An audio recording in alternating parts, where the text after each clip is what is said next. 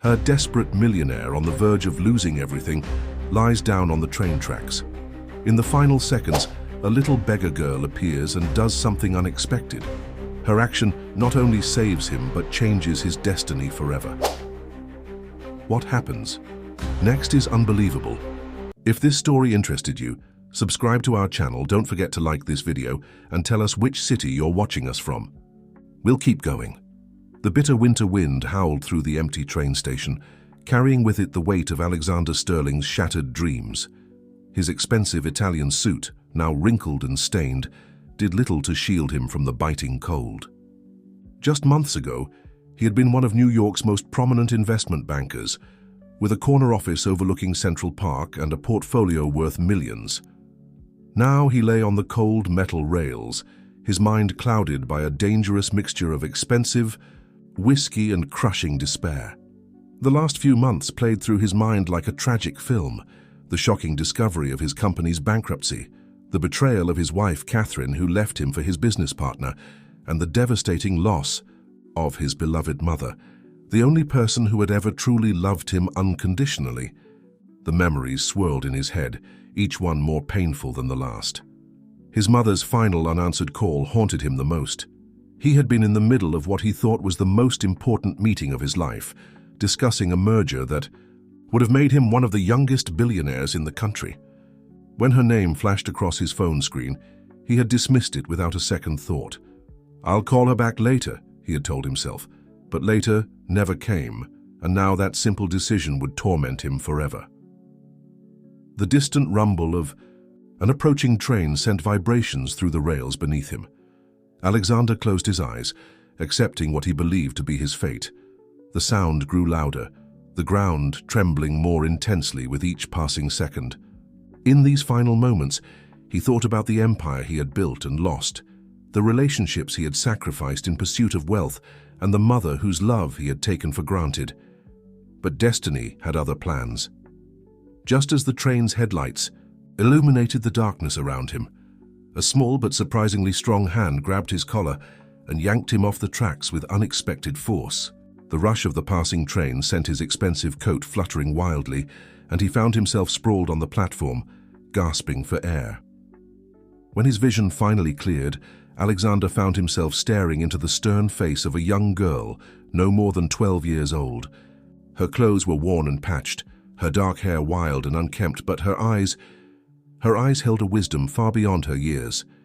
She stood over him, hands on her hips, with an expression that seemed to judge his entire existence. "You were about to do something really stupid," she stated matter-of-factly, her voice carrying a strength that belied her small stature. Alexander could only stare at her, his mind struggling to process what had just happened.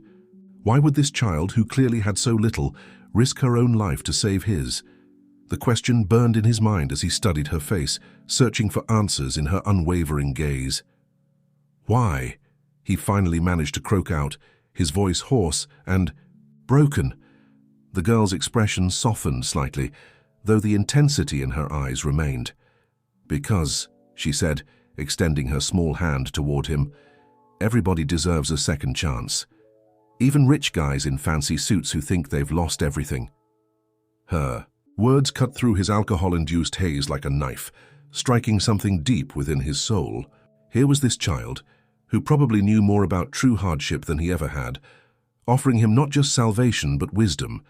The irony was not lost on him. With trembling fingers, Alexander reached out and took her hand. As she helped him to his feet, he felt something shift inside him, a small spark of hope in the darkness that had consumed his life. He didn't know it yet, but this moment, this chance encounter with a mysterious young girl on a cold train platform, would change the course of his life forever. The girl, who introduced herself simply as Sarah, led Alexander through a maze of narrow streets in a part of the city he had never bothered to notice before. The neon signs and towering skyscrapers of his former life gave way to modest buildings and small family-owned shops closing for the night. His expensive leather shoes, which had once carried him confidently through corporate boardrooms, now stumbled over cracked sidewalks and uneven pavement. After what seemed like an eternity of walking in silence, They arrived at a small, well-maintained house that stood out from its more weathered neighbors. A warm light glowed from within and the small front garden, though dormant in the winter, cold, showed signs of careful tending. Sarah pushed open the gate with familiar ease and motioned for Alexander to follow. Before they could reach the front door, it swung open to reveal an elderly couple. The woman, with silver hair neatly tied, back and kind eyes that missed nothing, stepped forward first. Her husband stood slightly behind her, his weathered face a map of years lived fully, his stance protective but not unwelcoming. "Sarah," the woman said, her voice carrying equal measures of relief and mild reproach, "you know better than to be out this late." Her eyes then shifted to Alexander, taking in his disheveled appearance with a mix of concern and careful assessment. "He needed help, Mrs. Rose," Sarah explained simply, as if bringing home a distraught millionaire was a perfectly normal occurrence. "He was going to do something foolish." Mrs. Rose's expression softened as she studied Alexander more carefully. "Well," she said after a moment, "you'd better both come in then. It's much too cold to be standing out here, and you look like you could use a hot cup of tea." The interior of the house was modest, but immaculately kept, with furniture that spoke of years of care rather than luxury. Family photos lined the walls, and the scent of fresh-baked bread lingered in the air. It was everything Alexander's modernist penthouse hadn't been: warm, lived in, alive. "You can stay," Mrs. Rose announced as she set a steaming cup of tea in front of him at the kitchen table. "But there are rules here. Everyone contributes, everyone helps. We may not have much, but we share what we have and we work to make things better." Alexander wrapped his hands around the warm cup, feeling oddly comforted by its simple ceramic surface, after years of drinking from fine bone china. I don't know how to do anything useful," he admitted, shame coloring his voice. "I've never had to." "Then it's time you learned." Mr. Rose spoke for the first time, his voice gruff but not unkind. "There's dignity in all work, young man, whether it's pushing papers in a fancy office or sweeping floors in a humble home." Sarah, who had been quietly observing from her perch on a kitchen stool, nodded in agreement. "Mrs. Rose taught me how to cook," she offered. "I couldn't even boil water when I first came here." As Alexander sipped his tea and listened to the family talk, he felt something he hadn't experienced in years, a sense of belonging. Here, in this simple kitchen with these kind strangers, his designer watch and custom-tailored suit meant nothing. Here he was just a man who needed help, and these people were willing to give it without asking for anything in return, except his willingness to try. But as the evening wore on, and the warmth of acceptance began to wrap around him like a comfortable blanket, Alexander remained unaware of the dark forces that had orchestrated his downfall. In the shadows of the city he had left behind, secrets lurked, secrets that would soon threaten not just his newfound peace, but the lives of everyone who had shown him kindness. The first rays of dawn crept through the modest curtains of Alexander's small room, a far cry from the automated blackout blinds of his penthouse.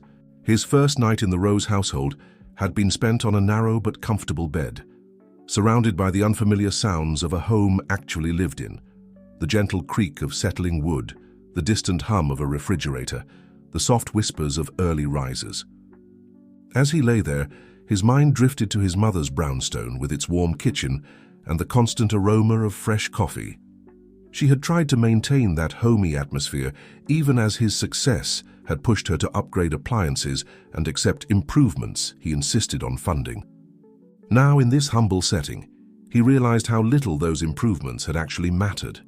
A knock on his door interrupted his reverie. "Breakfast in 10 minutes, Sarah's voice called out. "And Mrs. Rose says to tell you that idle hands make for heavy hearts." Alexander found himself smiling despite everything. The girl's matter-of-fact delivery of what was clearly one of Mrs. Rose's favorite sayings reminded him of how his mother used to quote proverbs at him. He got up, dressed in the simple clothes Mr. Rose had lent him, clothes that probably cost less than the socks he'd been wearing yesterday, and made his way to the kitchen. The day that followed was unlike any Alexander had ever experienced. Mrs. Rose put him to work immediately, starting with the dishes from breakfast. His first attempt at washing plates resulted in more water on himself than in the sink, earning him a quiet chuckle from Sarah, who sat doing her homework at the kitchen table. "You're holding the sponge wrong," she offered, not looking up from her math problems. It's not a pen signing million-dollar contracts. By mid-morning, his hands were raw from unaccustomed work. But something else was happening. His mind was quieting. The constant cycle of regret and self-recrimination that had plagued him for months was being replaced by simple, immediate challenges. Learning to fold sheets with hospital corners under Mrs. Rose's patient instruction, figuring out how to hold a broom effectively, understanding the proper way to sort laundry. During lunch break, while enjoying sandwiches that tasted better than any five-star restaurant meal he could remember, Alexander noticed something about Sarah that he hadn't before. When she thought no one was watching, her confident facade slipped slightly, revealing moments of profound sadness in her young eyes. He recognized that look. It was the same one he'd seen in his own reflection countless times lately. "How long?" "Have you been with the Roses?" he asked her carefully. When Mrs. Rose stepped out to tend to her small herb garden, Sarah paused, considering whether to answer. 8 months, she finally said. "They took me in after." She trailed off, her expression closing like a door being shut. "They're good people. They help people who need it." Before Alexander could probe further, Mr. Rose appeared with news that would begin to unravel the mystery of Alexander's downfall. "There's something you should see," the older man said, holding up the evening newspaper. The headline made Alexander's blood run cold. "Sterling Industries' former CFO found with suspicious offshore accounts." The article detailed how Thomas Wright, Alexander's most trusted financial officer, had been discovered maintaining a complex web of hidden accounts. But what caught Alexander's attention was a small detail near the end of the piece. A mention of regular payments to a private care facility, the same one where his mother had spent her final days. His hands trembled as he read the article again. The dates of the payments aligned perfectly with his mother's rapid decline. Something wasn't right. The careful facade of coincidence that had surrounded his professional and personal collapse was beginning to show cracks. "Mr. Rose," Alexander said slowly, "I think I need to make some calls." The older man nodded gravely. "Use the phone in my study. And Alexander," he added as he turned to leave, "be careful. Sometimes when you start pulling threads, the whole sweater comes apart." What neither of them noticed was Sarah standing in the doorway, her face pale. She slipped away silently, her small hands clutching a worn notebook to her chest. A notebook that contained secrets that would soon turn Alexander's world upside down once again.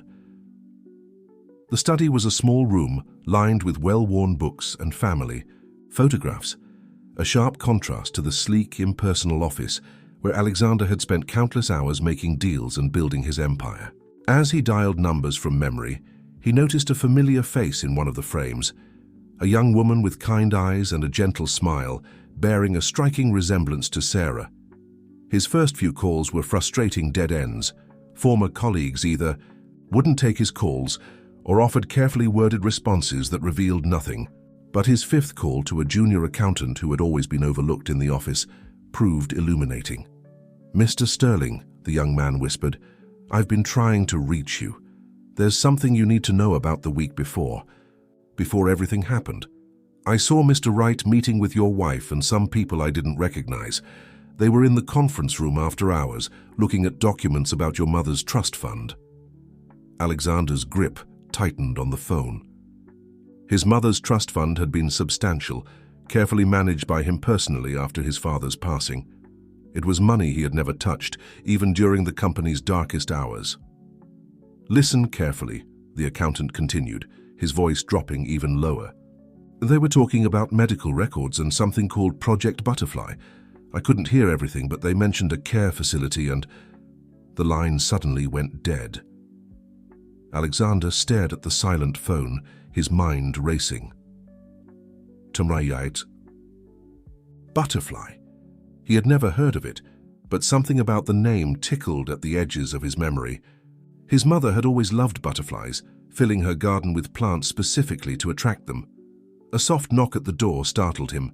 Sarah stood there, looking smaller and more vulnerable than he had ever seen her.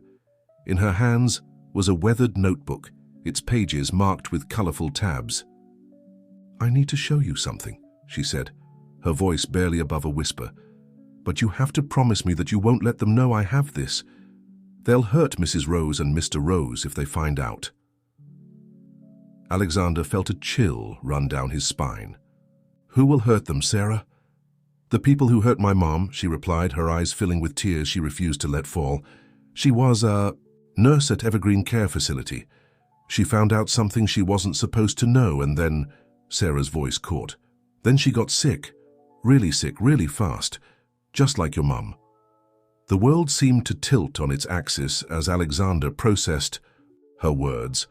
He looked more closely at the photograph he had noticed earlier, the woman with Sarah's eyes. According to the date on the frame, it had been taken just last year. Sarah opened the notebook, revealing pages of hurried handwriting and what appeared to be medical notes. "Mom kept records of everything," she explained. "She was trying to prove that something wrong was happening at the facility. That's when she met your mother." Alexander's hands shook as he took the notebook. There, in neat nursing shorthand, were detailed observations about unusual treatment protocols, unauthorized medication changes, and a recurring reference to Project B. But what made his heart stop was a loose photograph tucked between the pages. His mother and Sarah's sitting together in the facility's garden, surrounded by butterflies.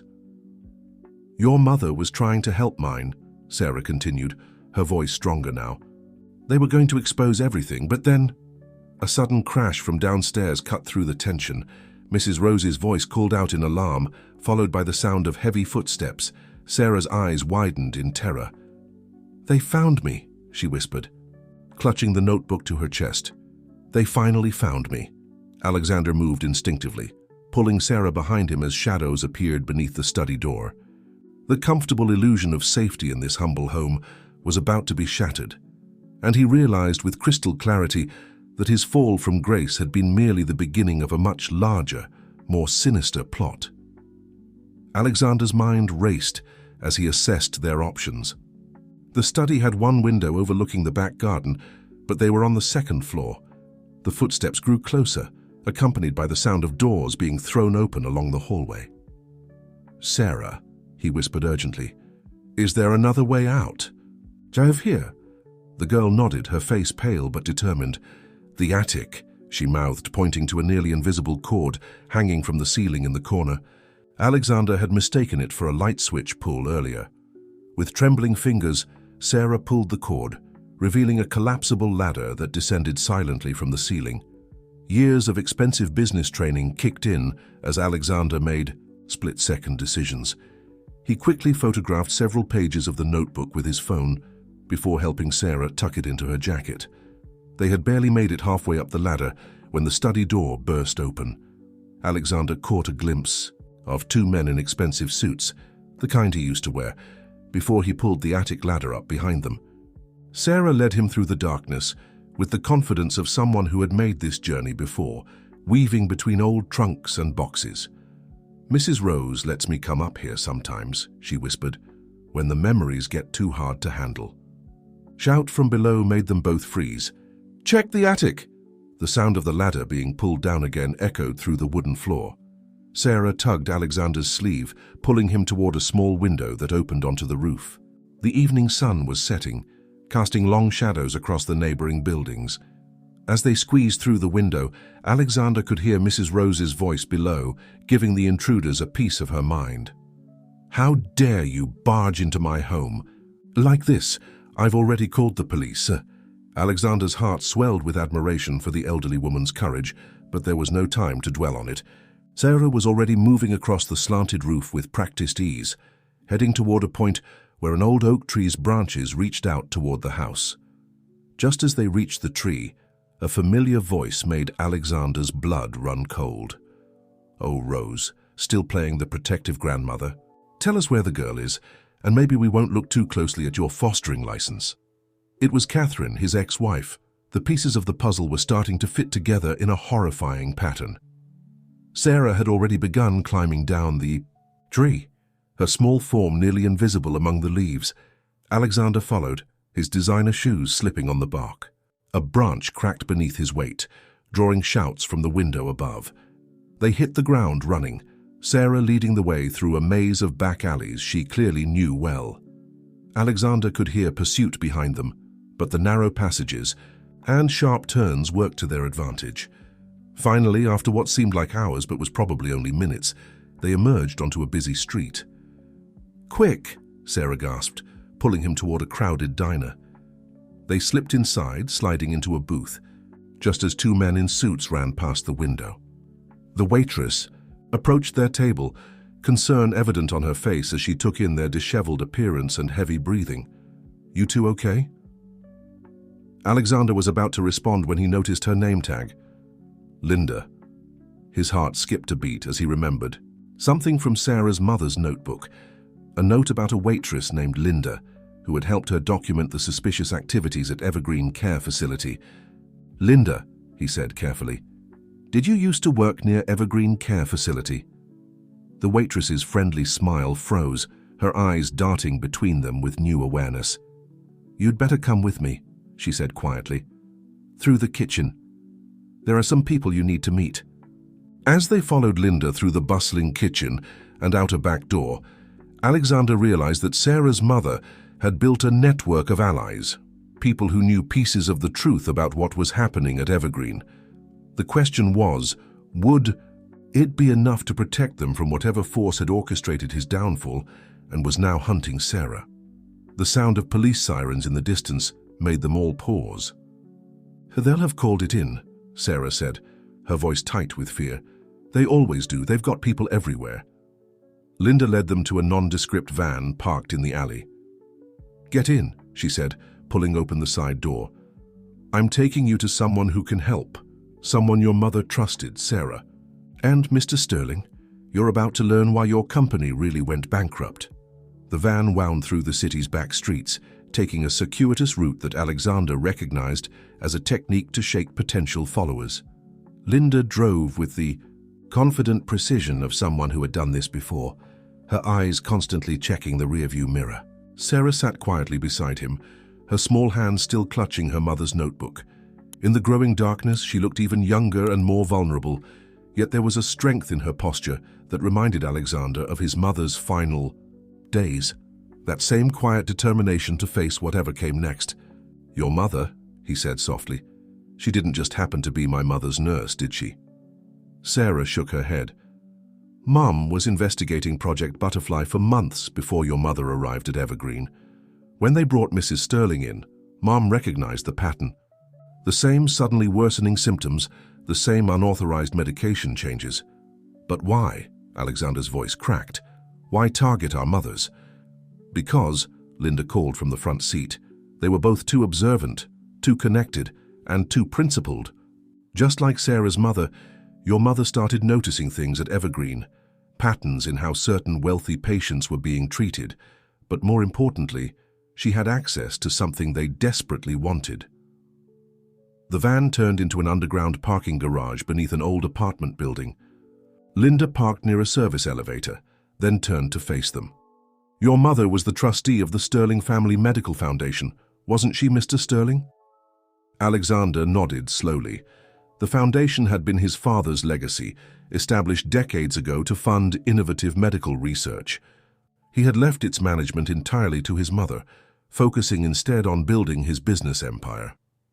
"The foundation's board was set to vote on a major grant proposal," Linda continued. "One that would have exposed everything happening at Evergreen. Your mother was the swing vote." The service elevator opened to reveal a surprisingly modern office space. Computer screens lined the walls, displaying what appeared to be surveillance footage from various locations around the city. A tall, distinguished-looking man stood from behind a desk, his face registering shock as he saw Alexander. "James?"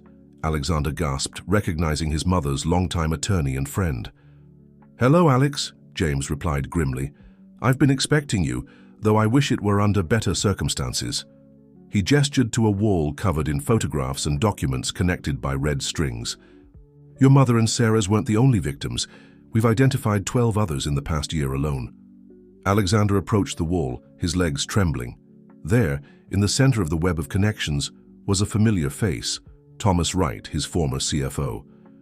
But surrounding him were other faces he recognized, board members from his company, doctors from Evergreen, and most shocking of all, Catherine. "It's not just about the foundation," Sarah spoke up, opening her mother's notebook. "Mom found evidence that they were using patients to test experimental treatments. Treatments that weren't just unsafe, they were designed to fail." James nodded gravely. "The more severe the patient's reactions, the more funding they could request for emergency research. Your mother's foundation wasn't the only target, but it was the biggest. They needed her out of the way, and they needed your company's resources. The bankruptcy wasn't an accident, Alexander. It was engineered to force you to sell your controlling shares." The pieces were falling into place with sickening clarity. Alexander thought back to all the seemingly random setbacks, the suspicious timing of critical mistakes, the convenient emergencies that had kept him from his mother's side in her final days. A sudden commotion at the security desk caught everyone's attention. On one of the monitors, they could see several men in suits entering the building's lobby. Leading them was Catherine, her face set in the cold expression Alexander had come to know so well in their final months together. "They found us," Sarah whispered, pressing closer to Alexander's side. James moved quickly to a hidden panel in the wall, revealing a safe. "There's something you need to see," he said, pulling out a thick envelope. "Your mother left this with me the day before she was admitted to Evergreen. She said to give it to you only if something happened to her." Before he could hand over the envelope, the lights in the office suddenly went out, plunging them into darkness. Emergency lights flickered on, casting eerie shadows across the wall of evidence. The sound of footsteps in the stairwell echoed through the quiet office. Linda moved toward a concealed door, gesturing urgently. "This way. We have a safe house ready." But Alexander stood rooted to the spot, staring at the envelope in James's hands. Whatever was inside had cost his mother her life. Now it might be their only chance to expose the truth and protect Sarah from the same fate. The decision was made in a split second. Alexander grabbed the envelope from James and followed. Linda toward the hidden exit, pulling Sarah along with him. Behind them, James quickly began destroying files and wiping computer drives. "I'll hold them off," the attorney promised, his voice firm. "Get to the safe house. Everything your mother found is in that envelope, Alexander. Everything they never wanted you to see." They slipped through the concealed door just as the main office entrance burst open. Through the thin wall, they could hear Catherine's voice, sharp with frustration. "Where are they, James? Don't play games with me. You know what's at stake." Linda led them down a narrow maintenance corridor, the emergency lights casting strange shadows on the concrete walls. Sarah moved silently beside Alexander, her steps sure despite the dim lighting. It was clear she had experience moving through hidden spaces, staying invisible when necessary. "There's a tunnel system," Linda explained as they descended a metal staircase. "It connects several buildings in the area. It was used during Prohibition, but nowadays only maintenance workers know about it, and people like us who need to stay off the grid." As they moved through the underground passage, Alexander clutched the envelope from his mother, his mind racing. What evidence had she gathered? What had she discovered that was worth orchestrating such an elaborate conspiracy to silence her? They emerged in the basement of what appeared to be an abandoned department store. Linda led them to a freight elevator, then up to a converted loft space that showed signs of regular use, fresh food in the kitchen, modern security systems, and multiple escape routes. "We'll be safe here for now," Linda assured them, activating an elaborate security system. "They don't know about this place. Sarah's mother helped set it up before." She trailed off, glancing at the young girl. Alexander sat at a table near a window overlooking the city, the envelope trembling in his hands. Sarah pulled up a chair beside him, her face solemn. "You need to open it," she said softly. "Mom always said the truth hurts less than lies." With careful fingers, Alexander broke the seal on the envelope. Inside, he found a USB drive, several documents, and a handwritten letter in his mother's elegant script. "My dearest Alexander," he read aloud, his voice catching. If you're reading this, then my suspicions were correct. What I've discovered at Evergreen goes beyond simple medical malpractice. They're using the facility to conduct unauthorized trials on patients, deliberately inducing critical conditions to justify emergency treatments. But that's just the surface. He spread out the documents as he continued reading. They revealed a complex web of shell companies, all leading back to a pharmaceutical corporation called New Dawn Therapeutics. Clinical trial data had been falsified, showing positive results for treatments that were actually causing severe reactions. The Sterling Family Medical Foundation wasn't their only target, Sarah added, pulling her mother's notebook from her jacket. Mom found connections to 3 other medical foundations. They were systematically targeting board members, either buying them out or removing them. Linda, who had been monitoring the security feeds, joined them at the table. New Dawn needed these foundations' funding and approval to fast-track their treatments through FDA trials. When traditional methods failed, they resorted to more aggressive tactics. Alexander's hands shook as he reached the end of his mother's letter. My darling boy, I know you'll blame yourself for not seeing this sooner, for not answering my last call. Don't. You were exactly where they wanted you to be, too busy, too distracted by the artificial crises they created in your company. I've entrusted this information to James because I know they're watching me. The evidence on the USB drive should be enough to expose everything, but be careful. Catherine isn't just your wife. She's New Dawn's legal counsel, and she's been playing a much longer game than any of us realized. A soft beeping from the security system interrupted them. Linda rushed to check the monitors, her face growing pale. We have a problem, she announced. Someone just accessed the building's security system. They're overriding the locks. Sarah immediately moved to grab her notebook, but Alexander caught her arm. Wait, he said, an idea forming. Maybe it's time we stopped running. What do you mean? Linda asked, still monitoring the security feeds. My mother spent her last days gathering evidence. Sarah's mother gave her life to expose the truth. We have everything we need right here to bring them down, but as long as we're running, we're playing their game. Alexander stood, a plan taking shape in his mind. What if we could turn their own trap against them? Linda and Sarah listened intently as Alexander outlined his plan. Years of corporate strategy had taught him one crucial lesson. Sometimes the best defense was a carefully planned offensive. He quickly connected his phone to the secure Wi-Fi network Linda provided.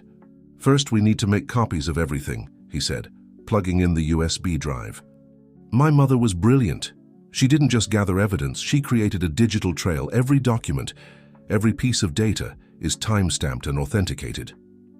Sarah opened her mother's notebook, spreading out the pages. Mom kept records of every unauthorized treatment, every patient who showed unusual symptoms. She even managed to get photos of unauthorized personnel entering the restricted wings at night. As they worked to digitize and organize the evidence, Alexander explained the next phase of his plan. New Dawn Therapeutics isn't just Catherine's client, it's their whole operation, but they've been careful to keep their name out of anything controversial. Every questionable trial, every suspicious incident was handled through subsidiaries and shell companies. Linda nodded in understanding. That's why they were so desperate to get control of the Sterling Foundation. They needed a legitimate front for their research. Exactly, Alexander confirmed. But they made one crucial mistake. They got greedy. The same pattern of shell companies, the same methods of removing obstacles. It's all documented. My mother saw it and so did Sarah's. Now we just need to make sure everyone else sees it too. He pulled up his email on his phone, quickly composing messages to key contacts. Investigative journalists, medical oversight boards, and most importantly, the other foundation board members who had been targeted. We're not just sending evidence of what they did, he explained.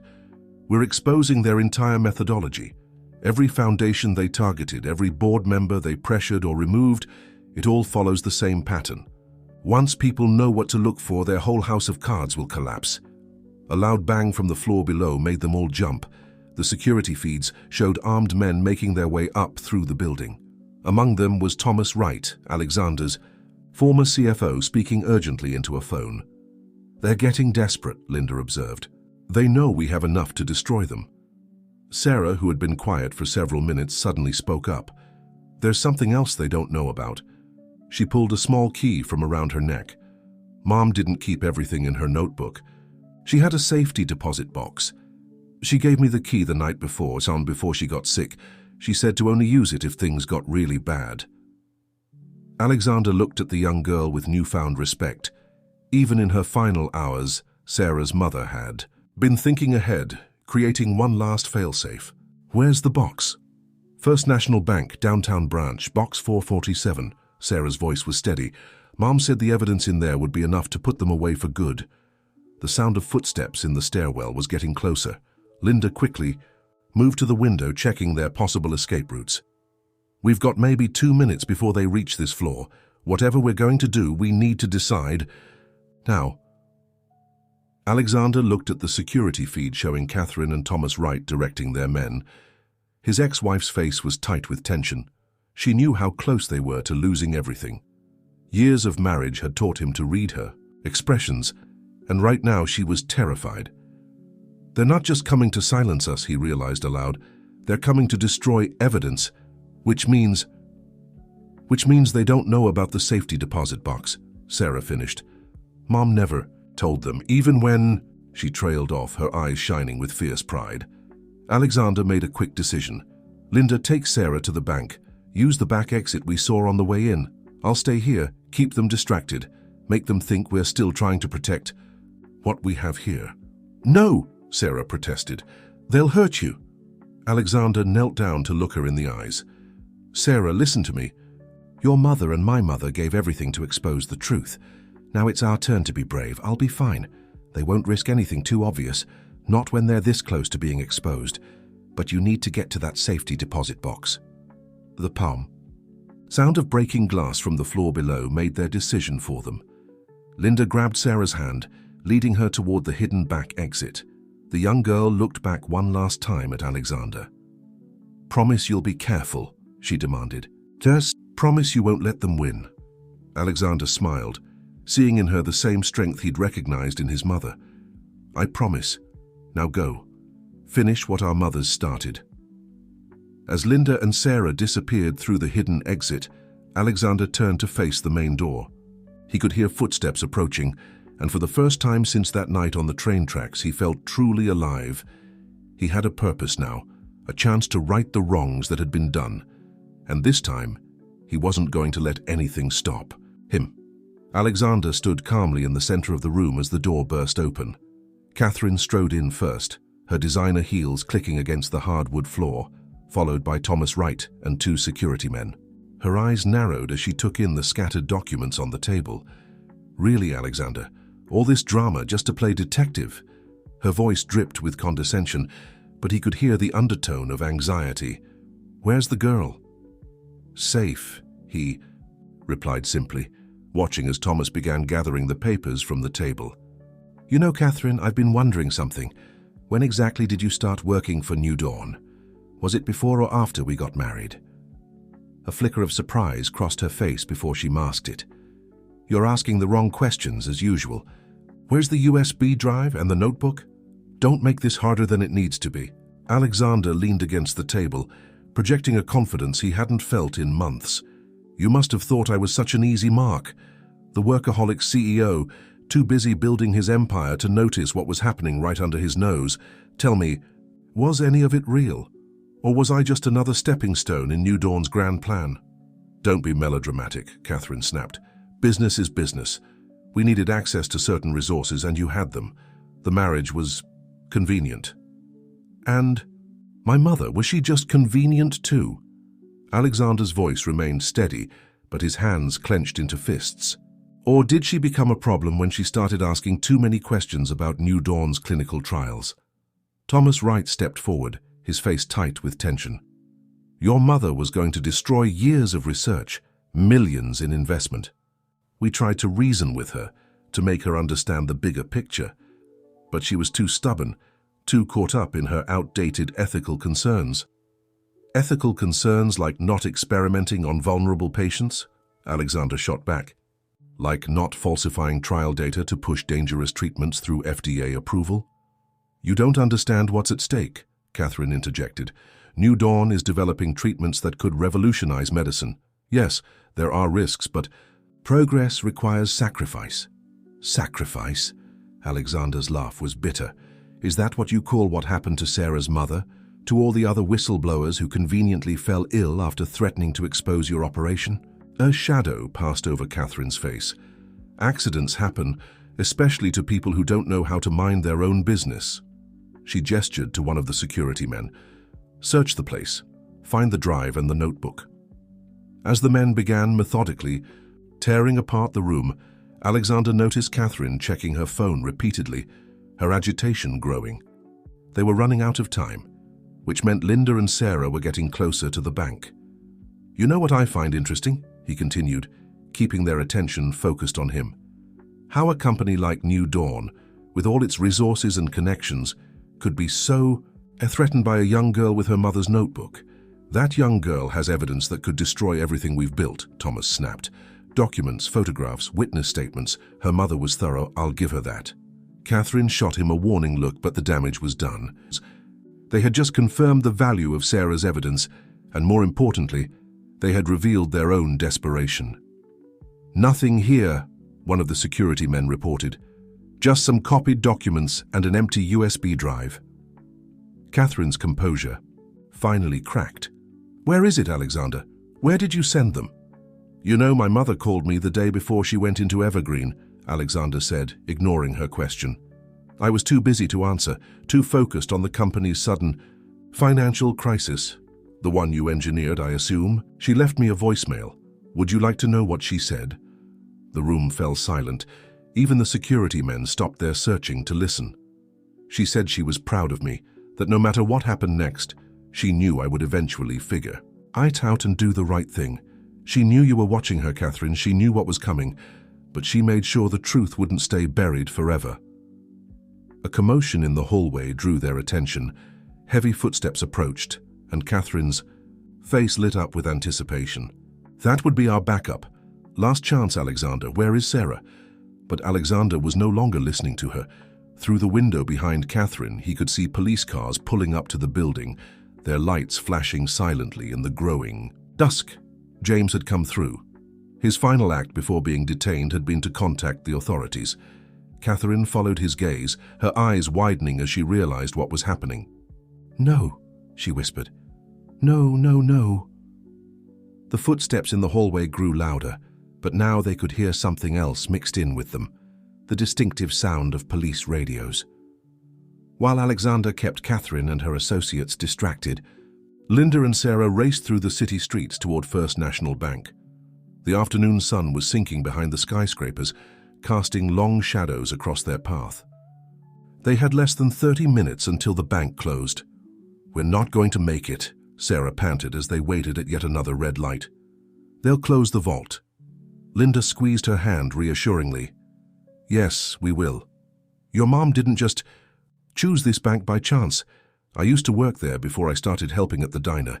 I still know people inside. They reached the bank with 10 minutes to spare. Linda straightened her clothes and led Sarah through the imposing front doors, projecting an air of casual confidence. At the security desk, she smiled warmly at the guard. Hey, Marcus. Long time no see. The guard's face lit up with recognition.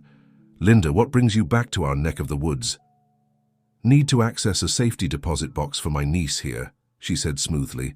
Her mother's abroad, sent us to pick up some important papers. Marcus checked his watch. Cutting it pretty close, aren't you? You know how it is with kids' schedules these days, Linda laughed, always running from one activity to another. As they waited for the vault manager, Sarah's hand trembled slightly as she held out the key. Linda kept her arm around the girl's shoulders, both for comfort and to steady her. They could feel the weight of time pressing down on them, knowing that every minute brought them closer to discovery. The vault manager, a precise woman named Mrs. Chen, led them through the security procedures with methodical care. Box 447, you said. That's in the high security section. I'll need to see some additional identification. Linda's heart skipped a beat, but she maintained her calm demeanor. She pulled out her old employee ID and a carefully forged authorization letter they'd prepared at the safe house. Mrs. Chen examined them closely, then nodded. Everything seems to be in order. Please follow me. The vault was exactly as Linda remembered it, cool, quiet, and lined with rows of identical metal boxes. Mrs. Chen located 447 and inserted her master key. "Whenever you're ready," she said, stepping back to give them privacy.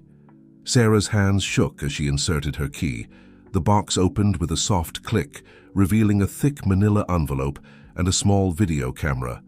But what caught their attention was a USB drive labeled with a single butterfly sticker, the same symbol that had appeared on some of the mysterious Project Butterfly documents. "Mom," Sarah whispered, touching the butterfly sticker gently. She knew. She knew all along they'd try to stop her. Linda quickly transferred the contents into her shoulder bag, conscious of Mrs. Chen's presence and the ticking clock. As they turned to leave, Sarah suddenly stopped. "Wait," she said, reaching back into the box. There, tucked into a corner, was a small silver locket.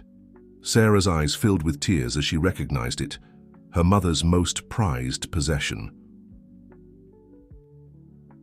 They had just reached the bank's lobby when Linda's phone buzzed with a text from one of their allies.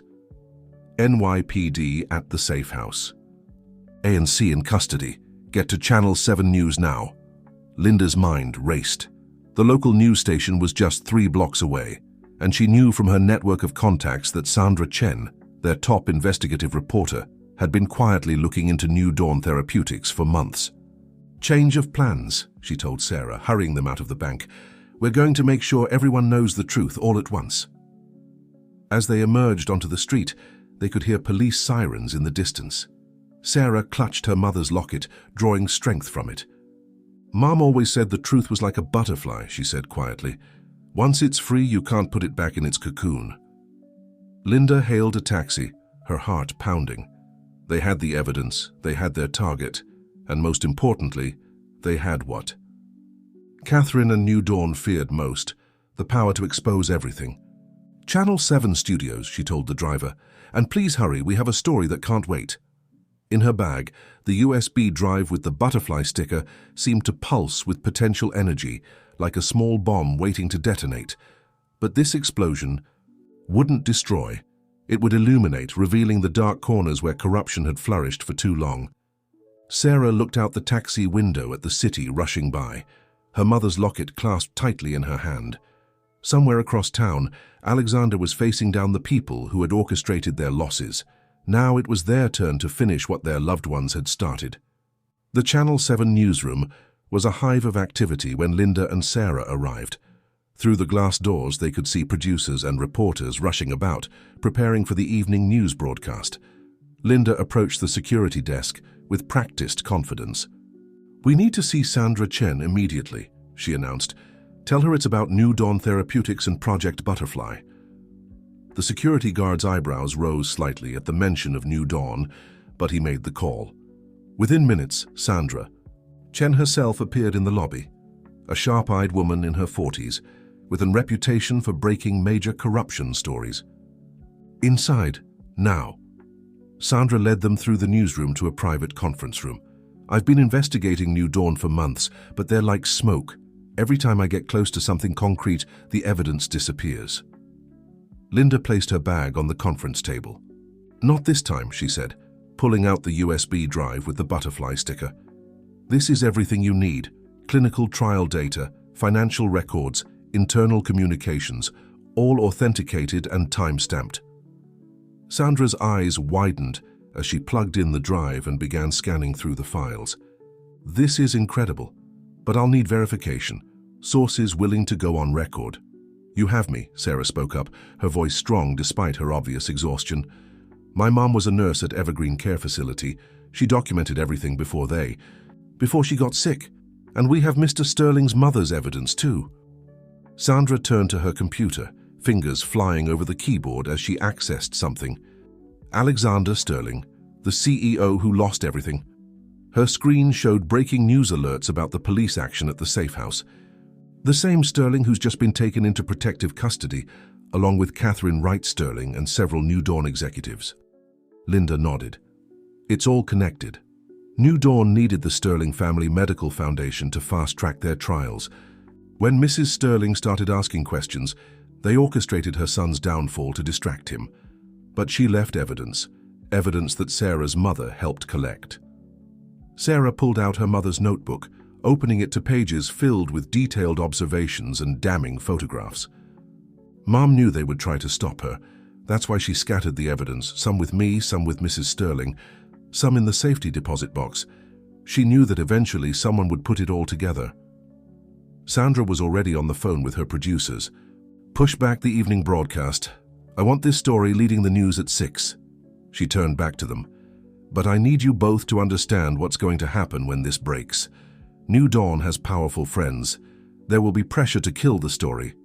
We're counting on that, Linda replied with a grim smile, because we're not just giving you the evidence, we're giving you the names of everyone who helped cover it up. Judges who dismissed cases, regulators who looked the other way, politicians who accepted donations to block investigations. A producer burst into the room. Sandra, you need to.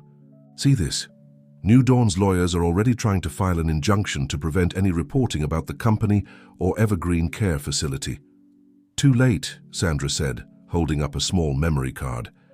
I just uploaded everything to our secure server and sent copies to every major news outlet in the country. Even if they stop our broadcast, the story's already out there. Sarah touched her mother's locket, drawing strength from it. Mom always said that the truth was like light. It finds its way through even the smallest cracks. The conference room suddenly erupted with activity as more producers and researchers poured in, each bringing new pieces of the expanding story. Reports were coming in about police raids at New Dawn's offices and Evergreen Care Facility. Other whistleblowers, emboldened by the breaking news, were beginning to come forward. Linda received another text. Alexander safe. Catherine and Thomas in custody. More arrests happening at New Dawn headquarters. Sandra looked up from her computer, her face serious but excited. We go live in 30 minutes. Are you both ready to tell your story? Sarah squared her shoulders, looking more like her mother than ever. Yes, she said firmly. It's time everyone knew the truth. The newsroom beyond the conference room windows was now in full breaking news mode. Monitors showed police activity at multiple locations across the city. Phones were ringing constantly as more sources came forward. The story they had fought so hard to expose was finally breaking wide open. But even as they prepared for the broadcast, Linda couldn't shake the feeling that New Dawn's powerful allies wouldn't go down without a fight. They had won this battle, but the war for justice was far from over. Alexander watched the chaos unfold from a secure room at the police station, surrounded by detectives and FBI agents who had been quietly building their own case against New Dawn for months. On the television mounted on the wall, Channel 7's breaking news coverage was causing shockwaves through the city's power structure. Sandra Chen's voice cut through the room. In a stunning development, multiple sources have come forward with evidence of widespread medical fraud and criminal conspiracy at New Dawn Therapeutics and Evergreen Care Facility. Police have confirmed several arrests, including prominent executives and legal counsel Catherine Wright Sterling. The door opened, and James walked in, looking tired but triumphant. The DA's office is moving fast. They're afraid some of the smaller players might try to flee. Catherine's already trying to make a deal. Alexander barely heard him, his attention fixed on the screen where Sarah was speaking, her young face composed despite the gravity of the moment. She was describing her mother's discovery of Project Butterfly and the systematic abuse of vulnerable patients. My mom knew what would happen when she started gathering evidence, Sarah said, her voice clear and strong, but she also knew she had to stop them. She and Mrs. Sterling worked together to document everything, the unauthorized treatments, the falsified data, the threats against anyone who tried to speak up. The camera cut to Sandra Chen. We're now learning that this conspiracy extended far beyond a single care facility. Documents show a pattern of intimidation and corruption reaching into regulatory agencies, financial institutions, and local government. A detective approached with a tablet. "Mr. Sterling, we need you to look at something. We found these files in a hidden server at New Dawn's headquarters. They detail payments to various shell companies, all linked to your former CFO." Alexander scrolled through the documents, his hands shaking slightly. There it was, proof of every transaction that had led to his company's collapse, all orchestrated to force him to sell his controlling shares to New Dawn's shell companies. "They needed my shares," he realized aloud. "Not just for the money, but for the voting rights in the medical foundation. They wanted to control all the major medical research foundations in the city." James nodded grimly. "Your mother figured it out. That's why she started working with Sarah's mother. They knew they needed ironclad evidence to expose the whole operation." The television showed footage of police leading Thomas Wright from New Dawn's offices in handcuffs. Behind him, teams of investigators were carrying out boxes of documents and computer equipment. A young FBI agent burst into the room. "Sir, we've got movement at all the major banks. Someone's trying to transfer large sums out of New Dawn's accounts. Multiple transactions, all just under the reporting threshold." "Stop them," Alexander said firmly. "Those funds, they're not just company money. They're what's left of the Foundation's research grants. My mother would want it returned to where it belongs. Funding. Legitimate medical research." The agent nodded and rushed out. On the screen, the story continued to unfold. More whistleblowers were coming forward. Other news stations were picking up the story. The butterfly effect that Sarah's mother had set in motion was spreading, growing, becoming unstoppable. James put a hand on Alexander's shoulder. "They're bringing Catherine in for questioning now. Do you want to be there?" Alexander shook his head, watching as Sarah finished her interview. "No, I need to make sure the foundation is secured first. My mother protected it until her last breath. Now it's my turn to honor that legacy." The room buzzed with activity as more evidence poured in. Files were being recovered, witnesses were coming forward, and the full scope of New Dawn's operation was becoming clear. But Alexander's thoughts were with the brave nurse who had risked everything to expose the truth, and with her remarkable daughter who had helped bring it all to light. On the television, Sarah touched the locket at her neck as she delivered her final words to the camera. "Mum always said that sometimes the smallest actions can create the biggest changes. Like a butterfly flapping its wings, you never know how far the effects will spread." She believed that one person standing up for truth could inspire others to do the same. And she was right. The story was breaking across all major networks. Now, New Dawn's carefully constructed house of cards was collapsing, and with it, the corrupt system that had protected them for so long. But even in this moment of victory, Alexander knew that their work was far from over. Justice was just the beginning. Now came the task of rebuilding, of ensuring that such corruption could never take root again. The hours following the news broadcast were a whirlwind of activity. Alexander found himself in a secure conference room at the FBI field office, surrounded by evidence boards and computer screens, displaying the ever-expanding web of New Dawn's corruption. But something was nagging at him, a detail from his mother's letter that hadn't quite fit. "There's more," he said suddenly, interrupting a briefing about offshore accounts. "The clinical trials weren't just about fast-tracking approvals. My mother wrote about unauthorized personnel in the restricted wing at night. Why would a pharmaceutical company need secret access to patients after hours?" Agent Rebecca Torres, the lead investigator, pulled up a series of surveillance photos from Sarah's mother's evidence. "We've been wondering the same thing.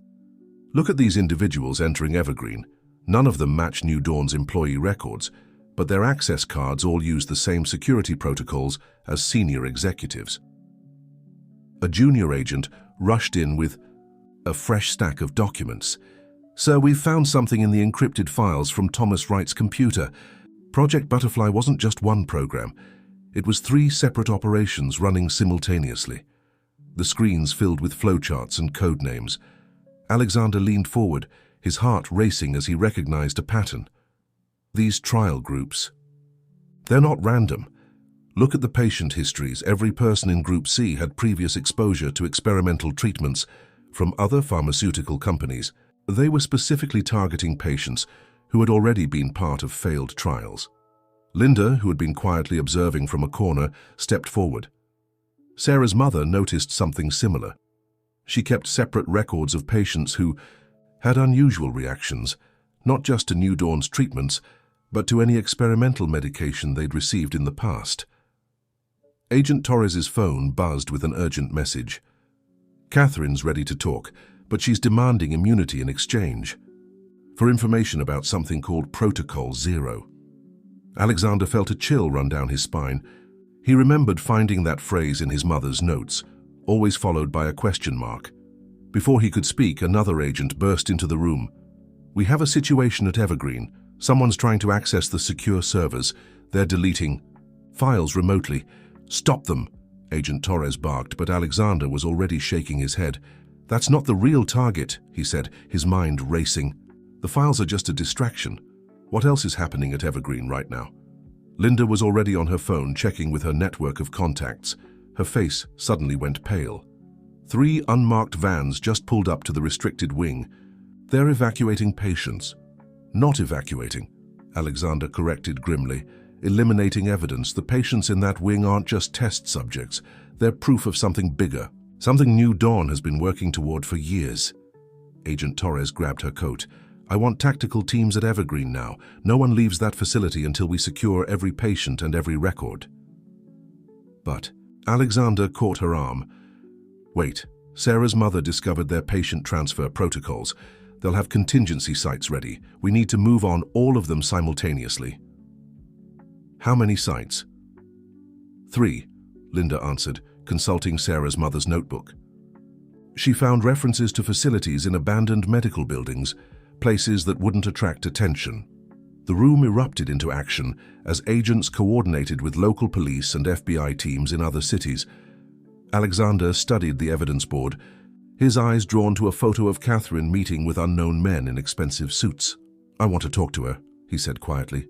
Agent Torres hesitated. "Alexander, she's not just your ex-wife anymore. She's a key conspirator in what might be the largest medical fraud case in history." "Exactly," he replied, "and she's scared enough to offer information about Protocol Zero. Whatever that is, it's bigger than the trial data, bigger than the financial fraud.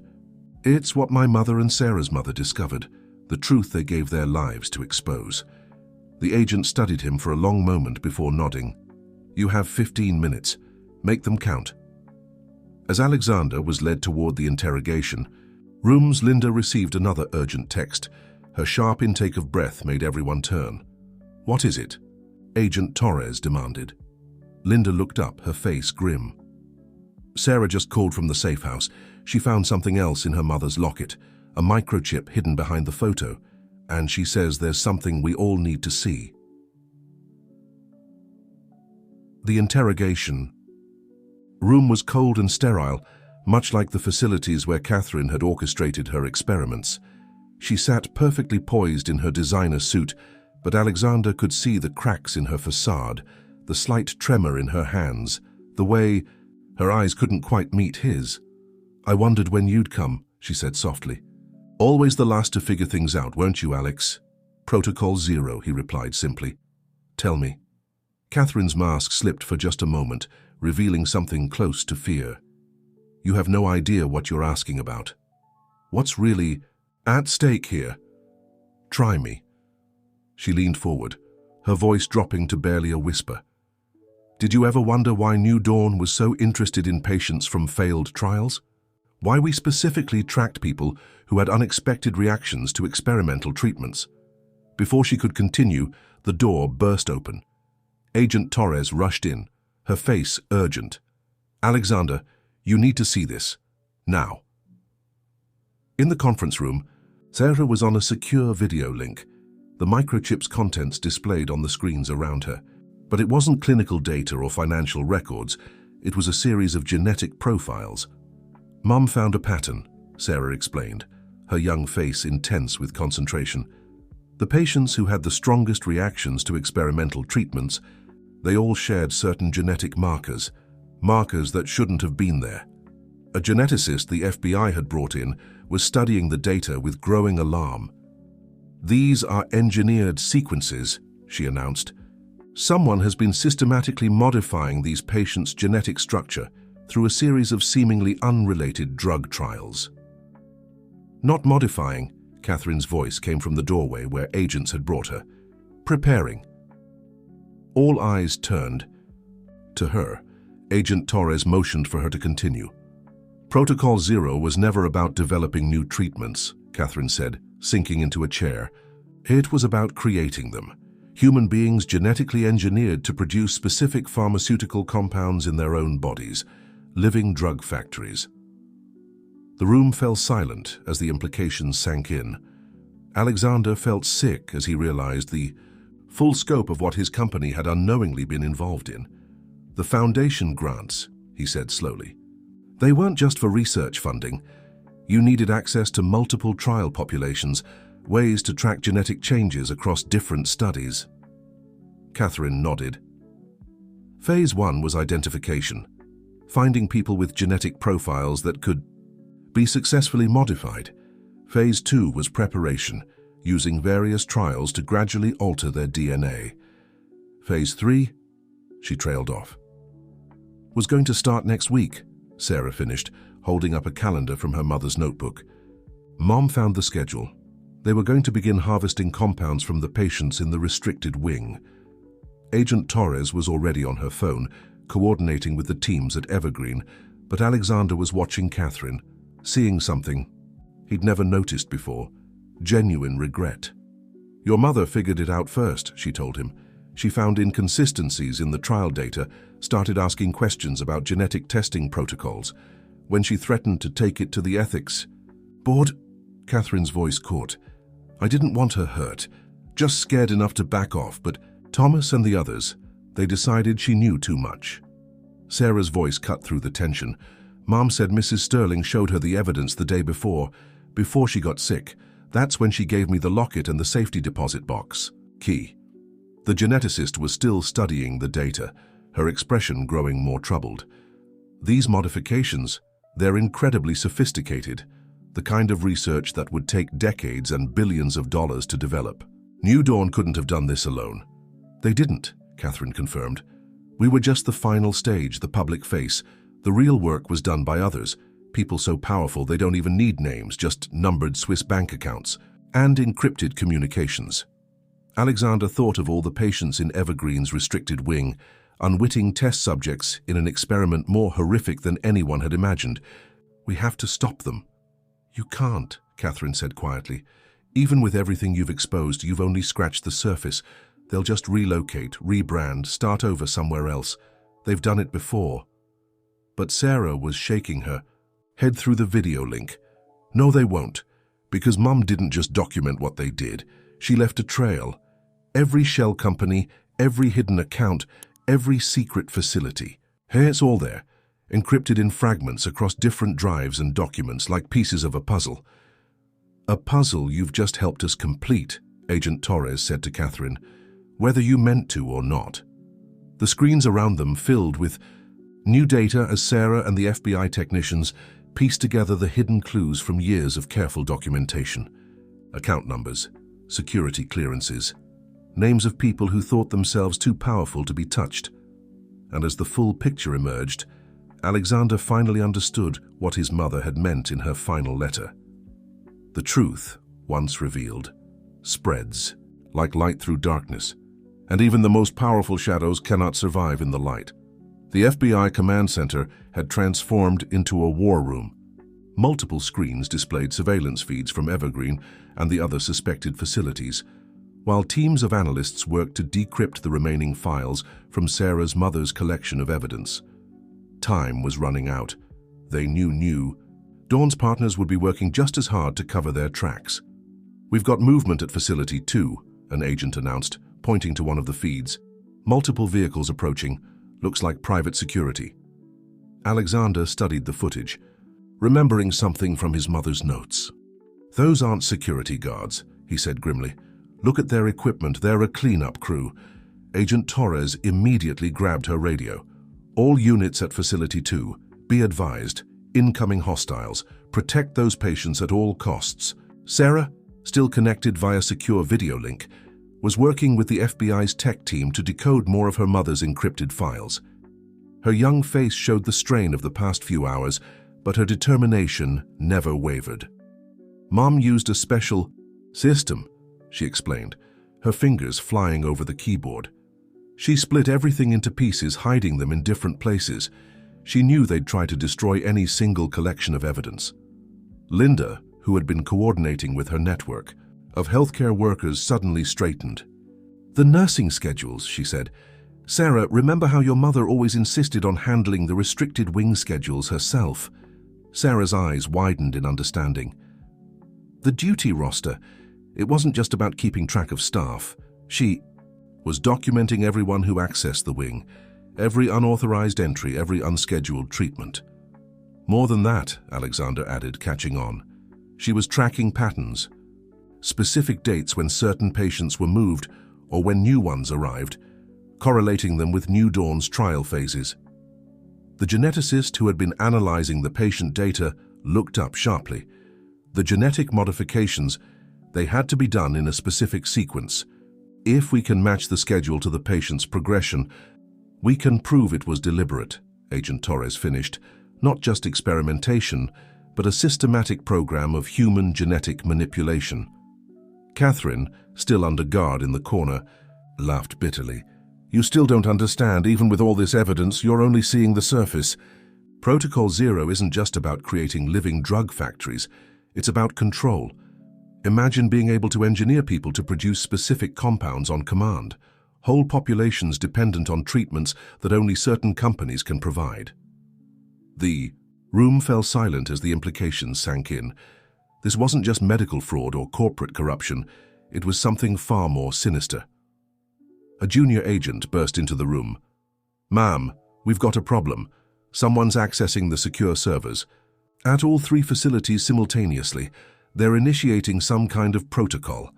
Sarah's face went pale. "Mom wrote about this. It's their fail-safe. If they can't move the patients, they'll—" She couldn't finish the sentence. "How long?" Agent Torres demanded. 20 minutes, maybe less. The system's locked us out." Alexander moved to the main screen, studying the facility layouts. "We don't need to stop the protocol," he said. "We need to evacuate, now, get every patient out."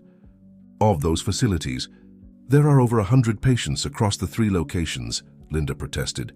"We don't have enough time or transport." "Yes, we do." Sarah's voice was firm. "Mom didn't just document their crimes.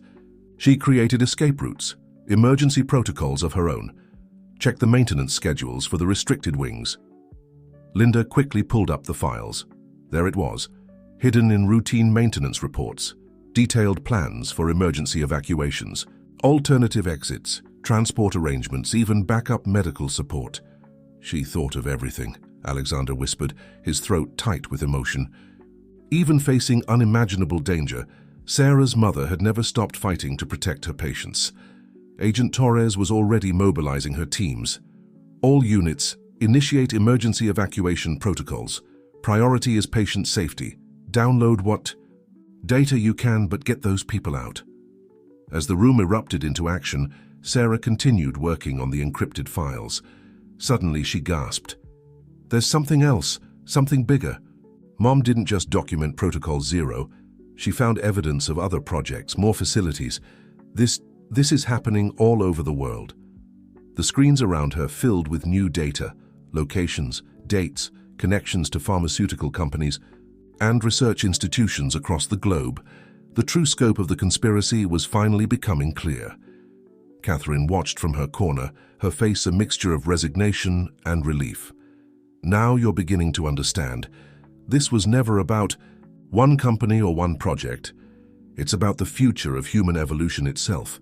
And the people behind it, they won't stop just because you've exposed one operation." "Maybe not," Alexander replied, his voice steady. "But thanks to 2 incredibly brave women, we know who they are, what they're doing, and most importantly, how to stop them." The clock was ticking.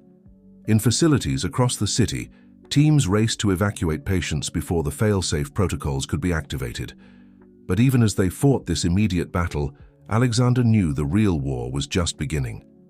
The evidence Sarah's mother had gathered wouldn't just expose Protocol Zero, it would unravel decades of secret experimentation and corporate corruption.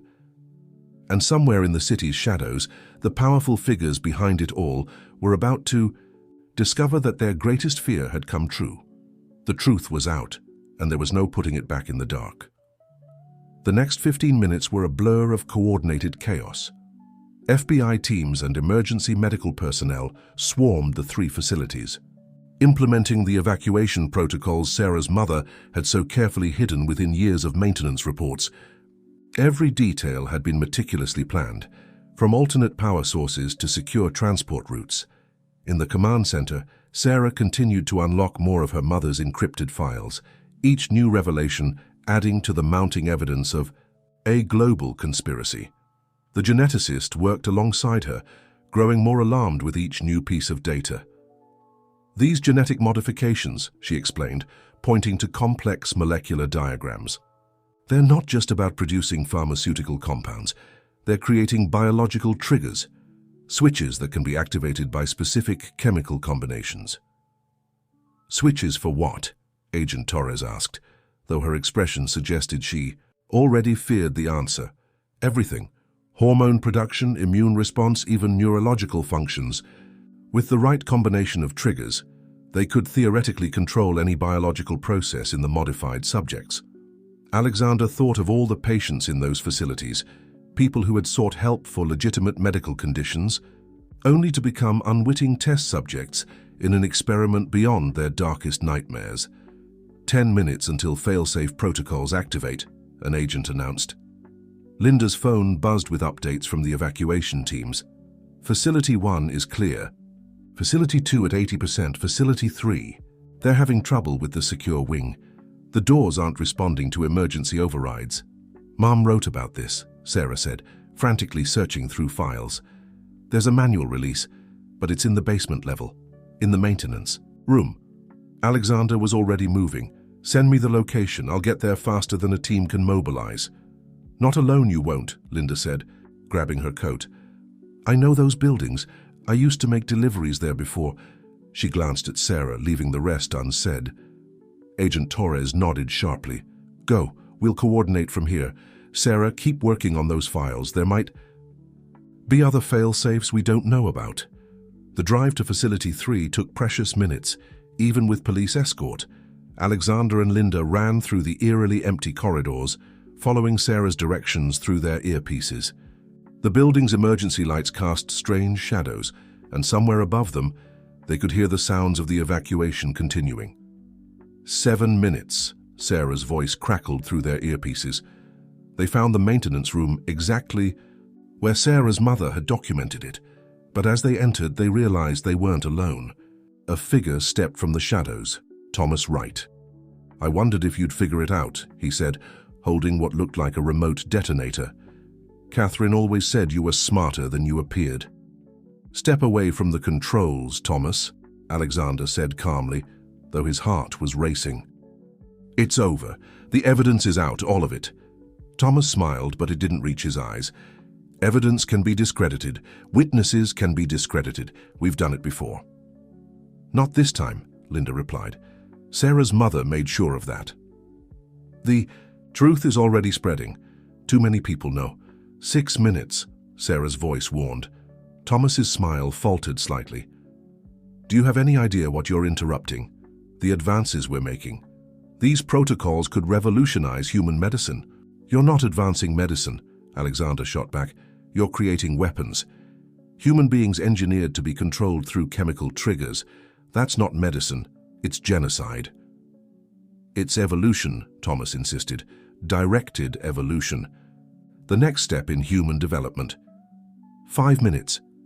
Linda had been slowly moving around the room as they talked, positioning herself near a breaker panel she remembered from the building plans.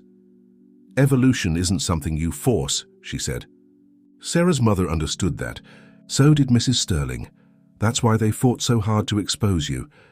Thomas's face darkened. Ah, yes, the noble whistleblowers. Such a waste. They could have been part of something revolutionary. Instead, they chose to stand in the way of progress. 4 minutes. Alexander saw Linda's hand move slightly toward the breaker panel. He kept talking, holding Thomas's attention. "You know what I realized? You never actually cared about the medical advances. This was always about power, control, the ability to literally reprogram human beings." 3 minutes. "You understand?" "Nothing," Thomas snarled, his careful facade cracking. "The power to reshape humanity? To direct our own evolution? That's beyond profit, beyond corporate interests. It's about—" The room plunged into darkness as Linda hit the emergency breaker. In the chaos that followed, Alexander lunged for Thomas, knocking the detonator from his hand. Linda found the manual release controls by feel, following the patterns Sarah's mother had documented so carefully. 2 minutes. The sound of heavy locks disengaging echoed through the building. Above them, they could hear shouts as the rescue. Teams accessed the secure wing. Thomas struggled in Alexander's grip, but years of corporate combat had given Alexander strength he didn't know he possessed. 1 minute! Linda's voice cut through the darkness. "It's done, the wing is open. They're getting the last patients out now." The emergency lights flickered back on, revealing Thomas pinned beneath Alexander, the detonator crushed beneath Linda's foot. On their earpieces, they could hear the evacuation teams confirming that the final patients were clear of the building. 30 seconds. 20 seconds. Agent Torres's voice crackled through the comm system. "All facilities reported clear. I repeat, all patients have been evacuated." Thomas slumped in defeat as FBI agents poured into the maintenance room. As he was led away in handcuffs, he turned to Alexander one last time. "You have no idea what you've done. The people behind this, they'll never stop." "Maybe not," Alexander replied. "But thanks to Sarah's mother and mine, we know who they are, and we'll be ready." The fail-safe protocols activated with a series of distant thuds, but the buildings were empty. Their desperate plan to destroy evidence had failed. And in the FBI command center, Sarah continued to unlock the encrypted files that would expose not just Protocol Zero, but an entire network of secret experimentation that spanned continents. The truth, once buried in shadow, was finally emerging into the light. The aftermath of the facility evacuations sent shockwaves through the medical and pharmaceutical communities. As dawn broke over the city, news helicopters circled the buildings while FBI teams continued gathering evidence. Inside the command center, Sarah's decryption work had revealed an even more disturbing truth. "Look at this," she said, pointing to a complex diagram on her screen. "Mom found connections between Protocol Zero and research programs in 12 different countries. It's like a web, with each facility working on different aspects of the same project." The geneticist who had been analyzing the patient data nodded grimly. They compartmentalized the research. Each facility only saw their piece of the puzzle.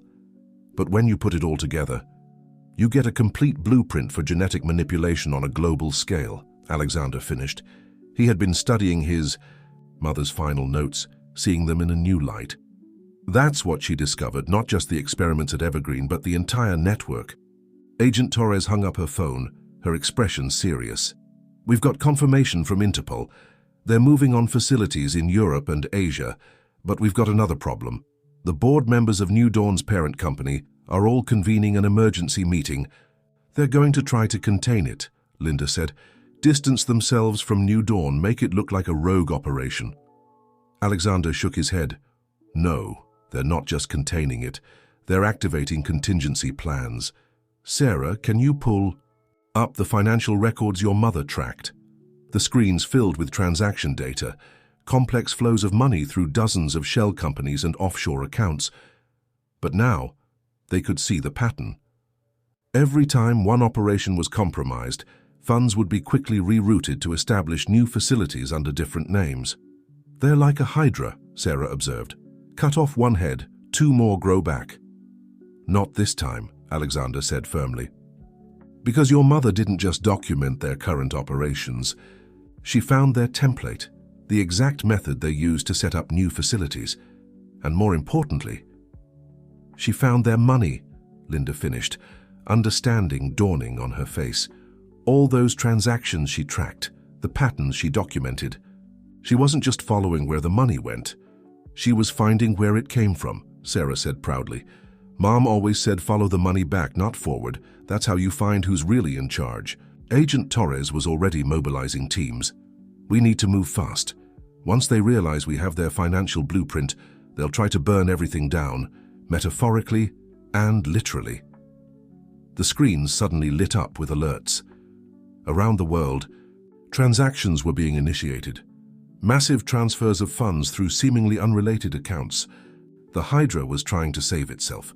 They're moving the money, an analyst called out, billions being transferred to new accounts. But Sarah was smiling. No, they're not. Look closer. Everyone leaned in to study the transaction data. The money was moving, but not in the usual pattern. Instead of dispersing into hundreds of smaller accounts, it was being funneled through specific channels that Sarah's mother had identified and documented. She created a trap, Alexander realized. All those transactions they thought were secure. She found their weakness. When they try to move the money, it all leads to accounts we can trace, Agent Torres finished. Accounts that are now being monitored by financial authorities in every major country. Linda's phone buzzed with updates from her network. It's not just the money. Healthcare workers around the world are coming forward, reporting suspicious research programs. The pattern your mother documented, Sarah, it's helping people recognize the signs. The command center erupted with activity as reports flooded in, facilities being discovered, research programs being exposed, and most importantly, patients being saved from becoming unwitting test subjects. But in the midst of the chaos, Alexander noticed Sarah had gone quiet, staring at a photograph on her screen. It showed her mother and his, sitting together in the evergreen garden, surrounded by butterflies. They knew, didn't they? She said softly. They knew what would happen when they started gathering evidence. Alexander put a gentle hand on her shoulder. Yes, they did. And they did it anyway because they understood something important.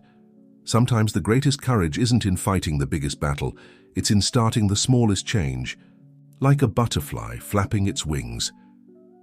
Creating a storm that changes everything, Sarah finished, touching her mother's locket. Mum used to say that evil depends on shadows to survive. All we have to do is turn on the lights. Around them, the evidence continued to pour in. The Hydra wasn't just being attacked, it was being systematically dismantled, its very foundations exposed to the light. And as the sun rose over the city, Alexander realized that this wasn't just about justice anymore. It was about fulfilling a promise made by two remarkable women who had dared to stand up against impossible odds. The butterfly effect they had set in motion was about to change the world. In the days that followed, the full impact of Sarah's mother's meticulous documentation began to emerge. The FBI command center had transformed into an international coordination hub, with screens displaying news coverage from around the world. Each hour brought new revelations, new arrests, new facilities discovered. Alexander stood before the evidence wall, now expanded to cover an entire room. Red strings connected photos, documents, and timeline entries, creating a visual representation of decades of systematic manipulation. But among the complex web of conspiracy, he kept coming back to one simple photograph. His mother and Sarah's, the two women who had set everything in motion. The board meeting's starting, Linda announced, rushing into the room. All the major players are there, thinking they're about to orchestrate their great escape. Agent Torres smiled grimly. Little do they know we have observers in place. Every word they say is being recorded, every decision documented. They're about to incriminate themselves completely. Sarah looked up from her computer where she was still decoding the final pieces of her mother's encrypted files. Mom had a name for people like them. She called them shadow dancers, always moving in the dark, thinking no one could see their true shape. But your mother saw them, Alexander said softly. Both our mothers did. They saw the pattern in the darkness. The main screen lit up with a secure feed from the board meeting. Executives in expensive suits sat around a polished table, their faces masks of confident control. But Alexander, who had once been part of that world, could see the fear beneath their composure. The New Dawn situation is unfortunate, the chairman was saying, but containable. Our legal teams are prepared to characterize it as a rogue operation, unauthorized experiments by misguided employees. I'm afraid that won't be possible, a new voice cut in. James Alexander's mother's attorney stepped into view.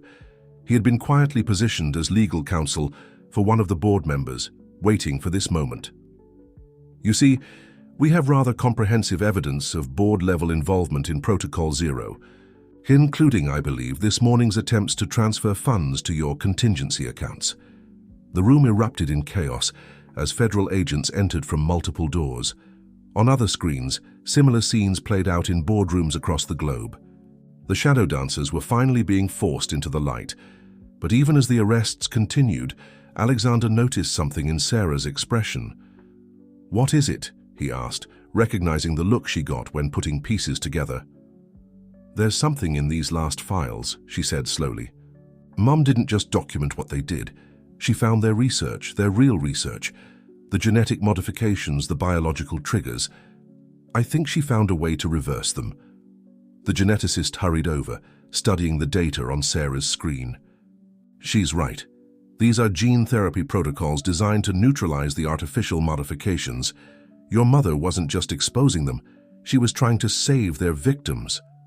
Linda's phone buzzed with yet another update. "The Roses just called. They're safe, and they've been helping other families connect with loved ones who were in the facilities.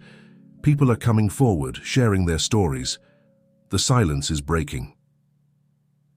Alexander thought of all the patients who had been saved from the facilities, and all those who might still be out there unaware of what had been done to them. How many people could be affected? "Thousands, potentially," the geneticist answered. "But with these protocols we can help them. It will take time, but we can undo what was done." "Time we now have," Agent Torres added, "thanks to your mother's work. The funding that was seized from those accounts, it's being redirected to establish treatment programs for the victims." Sarah touched her mother's locket, which now held not just a photograph, but a symbol of hope. "Mum used to say that healing isn't just about fixing what's broken. It's about making sure it can never be broken the same way again." On the screens around them, the story continued to unfold. News channels reported on the arrests, the exposed facilities, the global network of corruption being dismantled. But more importantly, they reported on the courage of two women who had dared to stand against a system that seemed invincible. "We should tell their story," Linda suggested softly. "Not just the conspiracy they exposed, but who they were, what they fought for." Alexander nodded, watching as Sarah began writing in a fresh notebook, not to document corruption this time, but to preserve the memory of two extraordinary women who had changed the world. "They were more than whistleblowers," Sarah said as she wrote. "They were lights in the darkness, and now, because of them, the shadows can never grow back." Outside the command center windows, butterflies danced in the morning sun, their wings catching the light like tiny beacons of hope. The world was changing, one truth at a time, just as Sarah's mother had predicted. And somewhere, Alexander knew two brave women were smiling. 1 month after the fall of New Dawn, Alexander stood in the renovated lobby of the Sterling Medical Foundation. The building had been transformed, its once cold corporate aesthetic replaced with warm colors and living plants. Most striking was the new centerpiece, a wall-length mural of butterflies, each one representing a patient who had been saved from the Protocol Zero facilities. Sarah sat cross-legged on a comfortable chair nearby, helping a young patient fill out forms for the Foundation's new treatment program. The girl had been one of many children affected by the genetic modifications, but thanks to Sarah's mother's reversal protocols, she was already showing signs of recovery. "It's like waking up from a long dream," the girl explained, her eyes bright with renewed energy. "Everything feels clearer now." Linda entered through the main doors carrying a stack of newspapers. The headlines told the ongoing story: Global Healthcare Reform in Wake of Protocol Zero Scandal. New oversight committees established. Whistleblower protection laws strengthened. "The Roses send their love," she announced, setting down the papers. They're busy helping set up support groups for families affected by the experiments. Mrs. Rose says her kitchen has never been so full of people sharing stories and finding hope. Alexander smiled, remembering the humble home that had given him shelter when he needed it most. The Roses had refused any formal recognition for their role in protecting Sarah and helping expose the truth, insisting that opening their home to those in need was reward enough. The genetic therapy programs are showing remarkable success, the lead researcher reported, approaching with a tablet full of data. Your mother's protocols were brilliant, Sarah. She didn't just find a way to reverse the modifications, she created a method to prevent similar manipulations from ever working again. Sarah beamed with pride, touching the locket that still hung around her neck. Inside, along with her mother's photo, she now kept a small butterfly charm, a gift from Alexander to match the Foundation's new symbol of transformation and hope. The Foundation itself had undergone a complete restructuring. Alexander had insisted on full transparency, establishing an oversight board that included medical ethicists, patient advocates, and family representatives. Every research proposal, every trial protocol, every funding decision was now subject to rigorous ethical review. We just received confirmation from the International Task Force, Linda added, checking her phone. 3 more facilities were discovered in Southeast Asia, but this time, local healthcare workers recognized the signs. No patients were harmed. They caught it in the planning stages. Mum would have loved that, Sarah said softly. She always said the best victory isn't stopping something bad from happening once, it's preventing it from happening again. Alexander nodded, thinking of his own mother's final letter. She had seen this moment coming, not just the exposure of Protocol Zero, but the opportunity to rebuild something better from its ashes. A group of medical students entered the lobby, here for the Foundation's new ethical research training program. Among them was the young accountant, who had first helped Alexander by revealing the suspicious meetings. He had since become a key witness in the ongoing investigations and was now retraining to become a patient advocate. You know what still amazes me? Linda mused, watching the students settle in for their orientation. How 2 women working independently managed to create such a perfect blueprint for exposing the truth. Every document, every connection, every fail-safe, they thought of everything. Not independently, Alexander corrected gently. They worked together even if they didn't know how their pieces would eventually fit. Like the butterflies Mom loved so much. Separate wings working in perfect harmony to create something powerful. Sarah looked up from her work with the young patient. They knew the truth would come out eventually. They just had to make sure all the pieces were there when the right moment came. The Foundation's new mission statement hung prominently on the wall. Healing with honor, advancing with ethics, inspired by the courage of those who dared to speak. Below it, a simpler phrase captured the heart of their work. In memory of those who lit the way. As the afternoon sun streamed through the windows, casting warm light on the butterfly mural, Alexander watched Sarah helping more patients navigate their way to healing.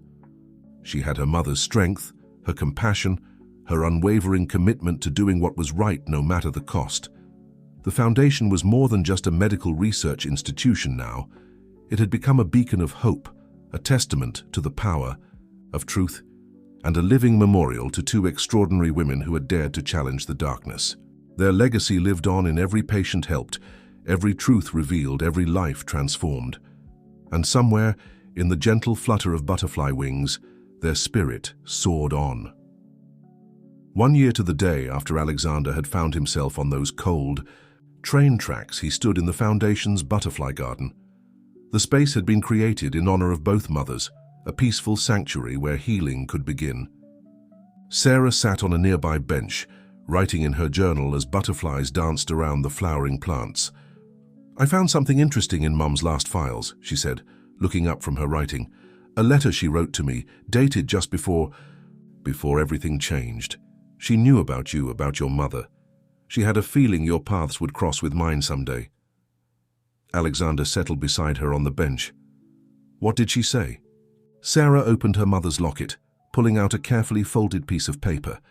She wrote that sometimes the universe has a way of bringing together the right people at the right moment, that when you're fighting for truth, you never know who your allies might be. Linda approached, carrying a tablet with the latest data from their global monitoring network. The system they had created to track suspicious medical research patterns was working perfectly, preventing any new Protocol Zero type operations from taking root. The last of the board members was sentenced today, she reported. Catherine provided enough evidence to ensure none of them will ever work in medicine or pharmaceuticals again. Alexander thought of his ex-wife, now serving her own sentence, but also working with prosecutors to expose other corporate corruption. Even in the end, she had found a way to choose truth over power. The Roses called, Linda continued, smiling. They're expanding their support network. More homes are opening their doors to families affected by the trials. People helping people, just like they've always done. Sarah closed her journal, watching a particularly bright butterfly land on a nearby flower. Mum used to say that change doesn't always come from big gestures. Sometimes it's the small acts of kindness that create the biggest waves. The garden had become a symbol of that philosophy. Here, patients recovering from the genetic modifications could find peace. Families reunited after years of separation could rebuild their bonds, and people who had lost hope could find it again, nurtured by the same spirit of compassion that had driven two remarkable women to stand against injustice. I've been thinking about that night on the tracks, Alexander said quietly. How close? I came to giving up. If you hadn't been there, Sarah. I was there because Mom made sure I would be, she replied simply. She taught me to watch for people in pain, to never walk away when someone needs help, just like your mom taught you, to fight for what's right even when it seems impossible. Linda sat with them, sharing in the peaceful moment. You know what amazes me most? How their work continues to grow. Every day, more healthcare workers learn to spot the warning signs. More researchers choose ethics over profit. More people find the courage to speak up. Like ripples in a pond, Sarah nodded, or butterflies creating storms. The foundation had become more than they could have imagined. Beyond treating the victims of Protocol Zero, it had established new standards for medical research ethics, created support networks for whistleblowers, and funded education programs to ensure the next generation of medical professionals would never forget the lessons learned. Alexander reached into his pocket, pulling out a small package. I have something for you, Sarah. We found it in my mother's safety deposit box. It was meant for your mum, but he handed her the carefully wrapped item. Sarah opened it slowly, revealing a beautiful silver butterfly pendant. A note fell out. For my fellow truth seeker, may your wings never tire. Tears filled Sarah's eyes as she held the pendant. They never met in person, did they? But they knew each other through their work, their courage. They knew each other through their hope for a better future, Alexander corrected gently. A future they trusted us to build. As the sun began to set, casting golden light through the garden, they sat together in comfortable silence. The butterfly mural on the foundation's wall caught the fading rays, making the wings seem to flutter with life. Each butterfly represented a life saved, a truth revealed, a small victory in the ongoing fight for justice. The garden would continue to grow, just as the legacy of two brave women would continue to inspire. And in the gentle flutter of butterfly wings, their story lived on, a testament to the power of truth, the strength of compassion, and the enduring impact of those who dare to stand against darkness. Sarah opened her journal to a fresh page, beginning to write their story anew. Not just the tale of Protocol Zero and its exposure, but the deeper truth about how small acts of courage can change the world. How two women, armed with nothing but conviction and hope, had started a movement that would ensure such darkness could never again take root. And as butterflies danced around them in the fading light, Alexander knew that this wasn't just an ending, it was a beginning, a new chapter in a story that would continue to inspire generations to come. 2 years after the exposure of Protocol Zero, the Sterling Medical Foundation had become a global center for ethical medical research and patient advocacy.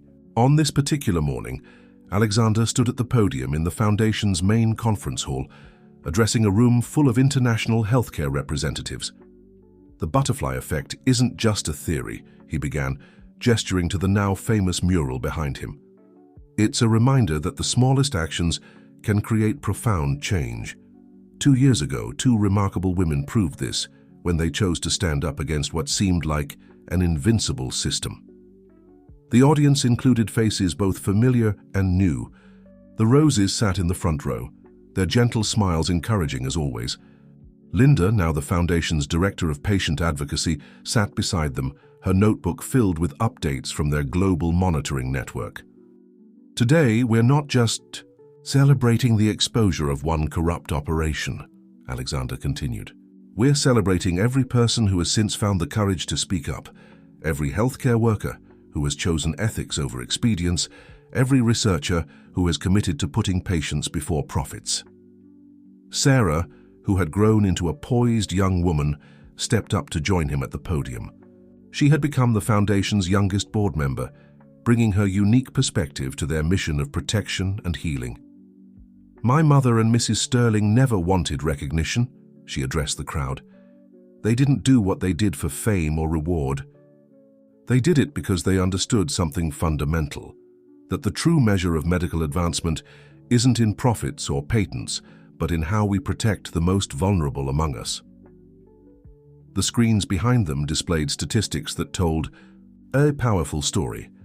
Hundreds of potentially dangerous research programs identified and stopped before they could harm patients, thousands of people successfully treated for unauthorized genetic modifications, and a new global standard for medical research ethics that was transforming the industry. James, who had survived his encounter with New Dawn's security teams and now served as the Foundation's legal counsel, stood to present the next phase of their work. "We're expanding our whistleblower protection program," he announced. "The Sarah and Eleanor Fund, named in honor of our inspirations, will provide support and security for healthcare workers who step forward to expose unethical practices." The announcement was met with applause, but for Alexander, the most powerful response was the quiet tears he saw in the eyes of former Protocol Zero patients and their families. People who had once been victims were now advocates, their stories helping to ensure that such exploitation could never happen again. Linda stepped forward to share updates from their global monitoring network. "In the past year alone, we've identified and prevented 37 attempts to establish unauthorized genetic research programs. But more importantly, we've seen a fundamental shift in how the medical community responds to ethical concerns." She gestured to a group of young medical students in the audience, the first graduating class from the Foundation's new ethical research program. These future leaders understand that true medical advancement must be built on a foundation of compassion, transparency, and respect for human dignity. As the presentation continued, Alexander noticed Sarah touching her mother's locket, a gesture that had become familiar over the years. Inside, she still kept the butterfly pendant his mother had left for her mom, a symbol of the unexpected connections that had brought them all together. The Foundation's work had expanded far beyond their original mission of exposing Protocol Zero. They had created a global network of advocacy centers, research facilities, and support systems. But more than that, they had sparked a movement, a fundamental change in how the medical community approached research and patient care. "My mother used to say that the hardest part of creating change isn't in exposing what's wrong," Sarah shared with the audience. "It's in building something better to take its place. That's what we're doing here, all of us together, building a future where medical advancement serves humanity, not the other way around." As she spoke, butterflies from the garden outside danced past the conference hall's windows, their wings catching the morning light. It was a reminder of how far they had come and of the 2 women whose courage had made it all possible. The Foundation had become more than a memorial to their sacrifice. It was a living testament to their vision of what medical research could be. Every day, in ways both large and small, their legacy continued to grow and transform, touching lives across the globe. And in the gentle flutter of butterfly wings, their spirit of hope and determination lived on, inspiring new generations to stand up for what was right, no matter the cost. After the conference, Alexander and Sarah walked through the butterfly garden, now expanded to cover a significant portion of the foundation's grounds. The space had become a sanctuary, not just for patients and families, but for anyone seeking a moment of peace and reflection. "I found something else in Mom's files," Sarah said, leading him to a quiet corner of the garden. "Something she wrote about your mother, about the day they first met at Evergreen." She pulled out a carefully preserved page from her journal. "Mom wrote that when she first shared her suspicions about the unauthorized treatments, she was terrified. But your mother just looked at her and said, 'Sometimes the scariest moment is right before you do the right thing.'" Alexander smiled, hearing his mother's voice in those words. "That sounds like her. She always knew exactly what to say to give people courage." They sat on a bench dedicated to the memory of both women, watching as butterflies danced among the flowers. The garden had been designed to attract specific species, creating a living rainbow of wings that seemed to embody the spirit of transformation and hope. Linda joined them, carrying fresh data from their global monitoring system. "The ripple effects are still spreading," she reported. 3 more countries have adopted our ethical research guidelines. The protocol your mother's developed for identifying suspicious patterns has become the global standard." "And Catherine?" Sarah asked softly. She had never stopped wondering about the woman who had been part of causing so much pain. "Still cooperating," Linda confirmed. "Her testimony has helped expose 5 more attempts to establish unauthorized research programs. She'll never be free, but she's found a way to contribute to making things right." Alexander thought about the long journey that had brought them here.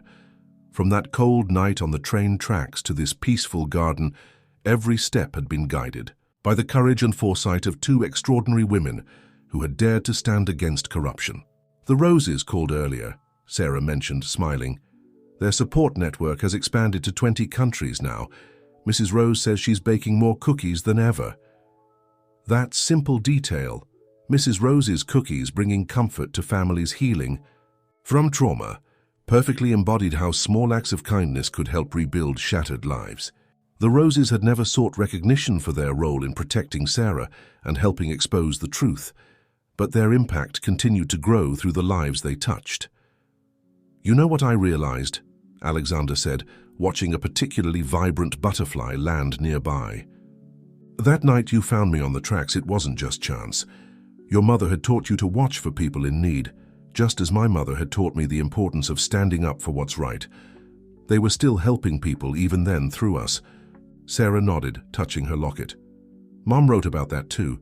She said that the true measure of our actions isn't in what we achieve ourselves, but in what we inspire others to do." The foundation had become living proof of that philosophy. Every day people came together here, patients finding healing, researchers committed to ethical advancement, advocates working to protect the vulnerable. The butterfly effect their mothers had started continued to create positive change across the globe. James appeared on the garden path carrying a folder. "The last piece of the puzzle," he announced. "The International Court has approved the creation of a permanent oversight committee. The protocols your mothers developed will be used to monitor medical research worldwide." Linda smiled. "They would have loved that, not the recognition, but knowing that their work will protect people for generations to come." As the sun began to set, casting golden light through the garden, Alexander and Sarah stood before the butterfly mural one last time. Each wing represented a life touched, a truth revealed, a small victory in the ongoing fight for justice and compassion in medical care. "There's one more thing Mom wrote," Sarah said, opening her journal to a final entry. She said that the most powerful force in the world isn't money or influence or even scientific advancement. It's the moment when one person looks at something wrong and decides to make it right. Alexander thought of that cold night on the train tracks when a young girl's courage had given him a second chance. He thought of 2 women who had faced impossible odds with nothing but truth and determination as their weapons. And he thought of all the lives that had been transformed because they had dared to stand up for what was right. The butterfly garden would continue to grow, just as their mother's legacy would continue to inspire. In the gentle flutter of wings, in the courage of whistleblowers, in the commitment to ethical research, And in the countless acts of kindness that helped heal broken lives, their spirit lived on. And as the last light of day painted the sky in colors as vibrant as butterfly wings, Alexander and Sarah knew that this wasn't just an ending, it was a continuing beginning.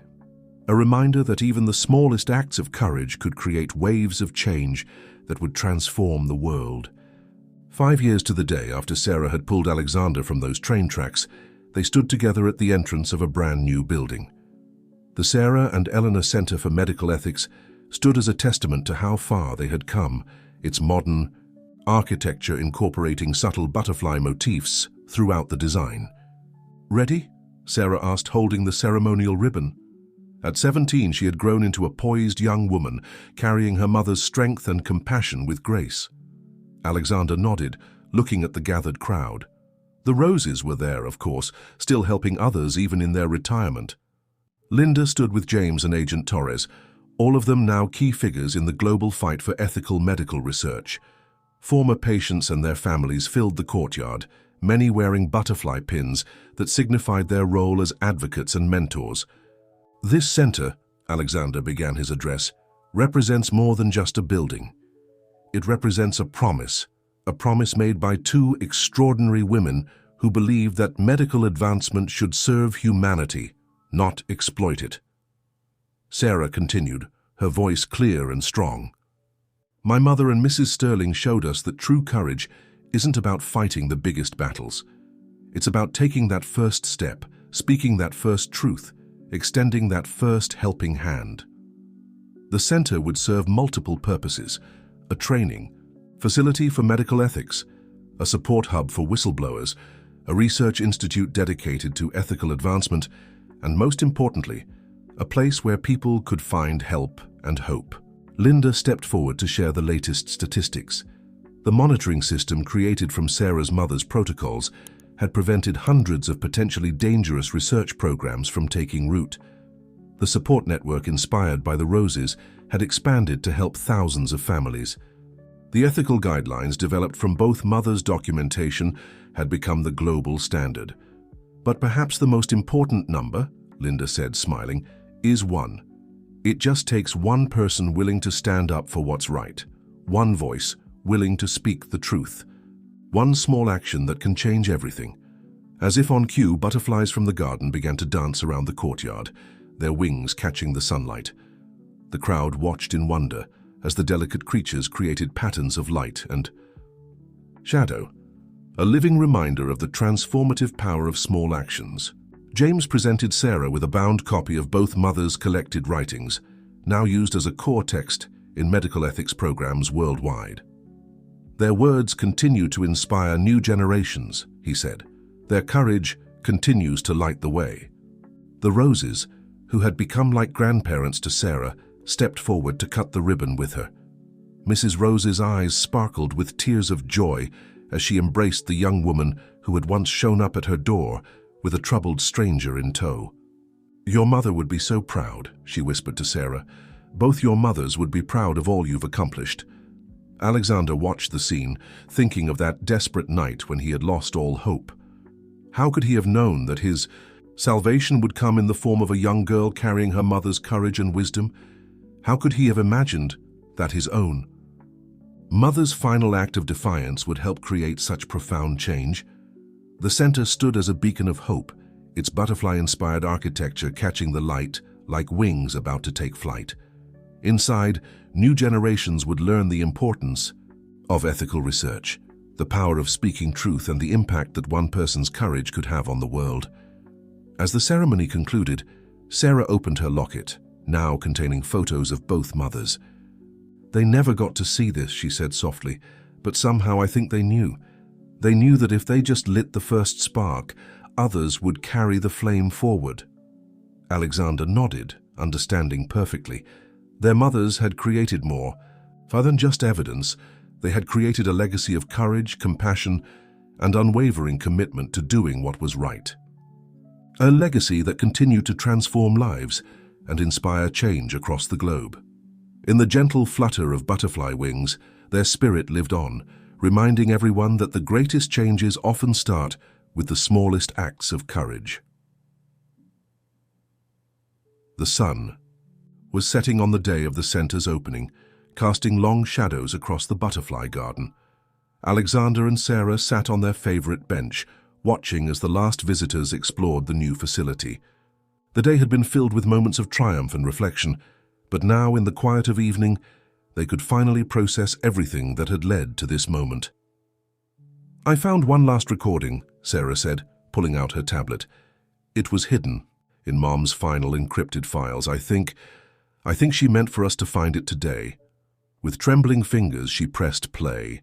Her mother's voice, strong and clear, filled the peaceful garden. "To whoever finds this recording, if you're listening, then the truth has finally come to light. But more importantly, it means that someone had the courage to carry forward what Eleanor and I started. We knew we might not see the end of this journey, but we believed in the power of truth to find its way into the light." Alexander's eyes filled with tears as a second voice joined the recording, his mother's voice, preserved in a moment of quiet strength.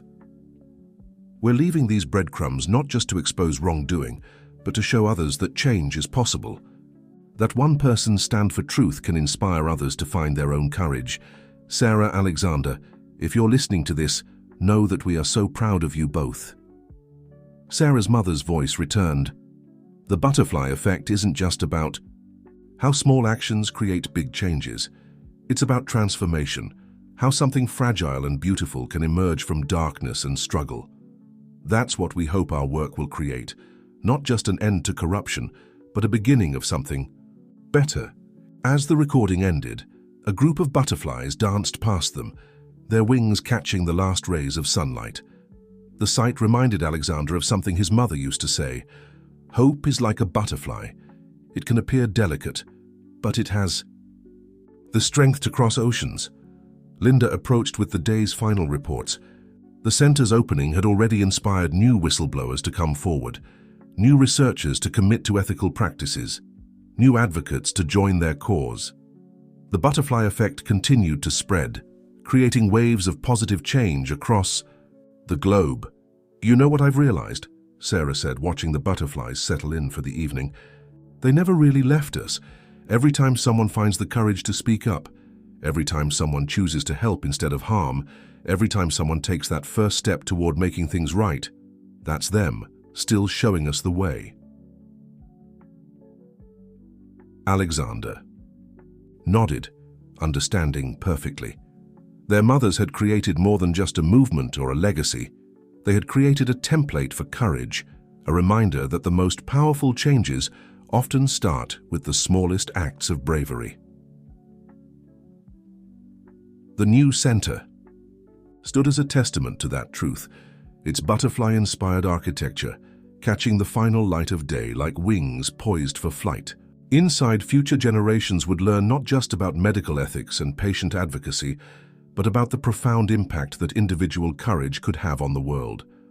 As darkness fell and the garden's soft lights came on, illuminating the Amaubar, paths like stars fallen to earth, Alexander and Sarah stood for one last look at what their mother's courage had built.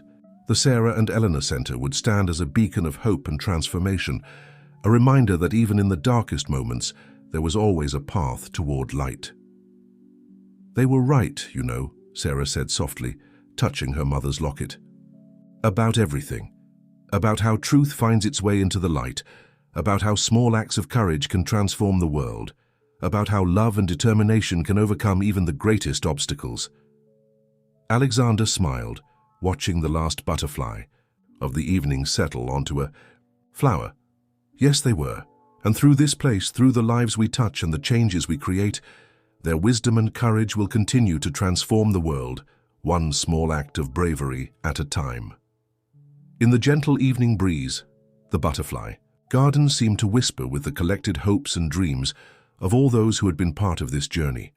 And in that whisper, in the soft flutter of wings and the quiet strength of truth, the spirit of two remarkable women lived on, forever, inspiring others to spread their own wings and take flight toward justice and compassion.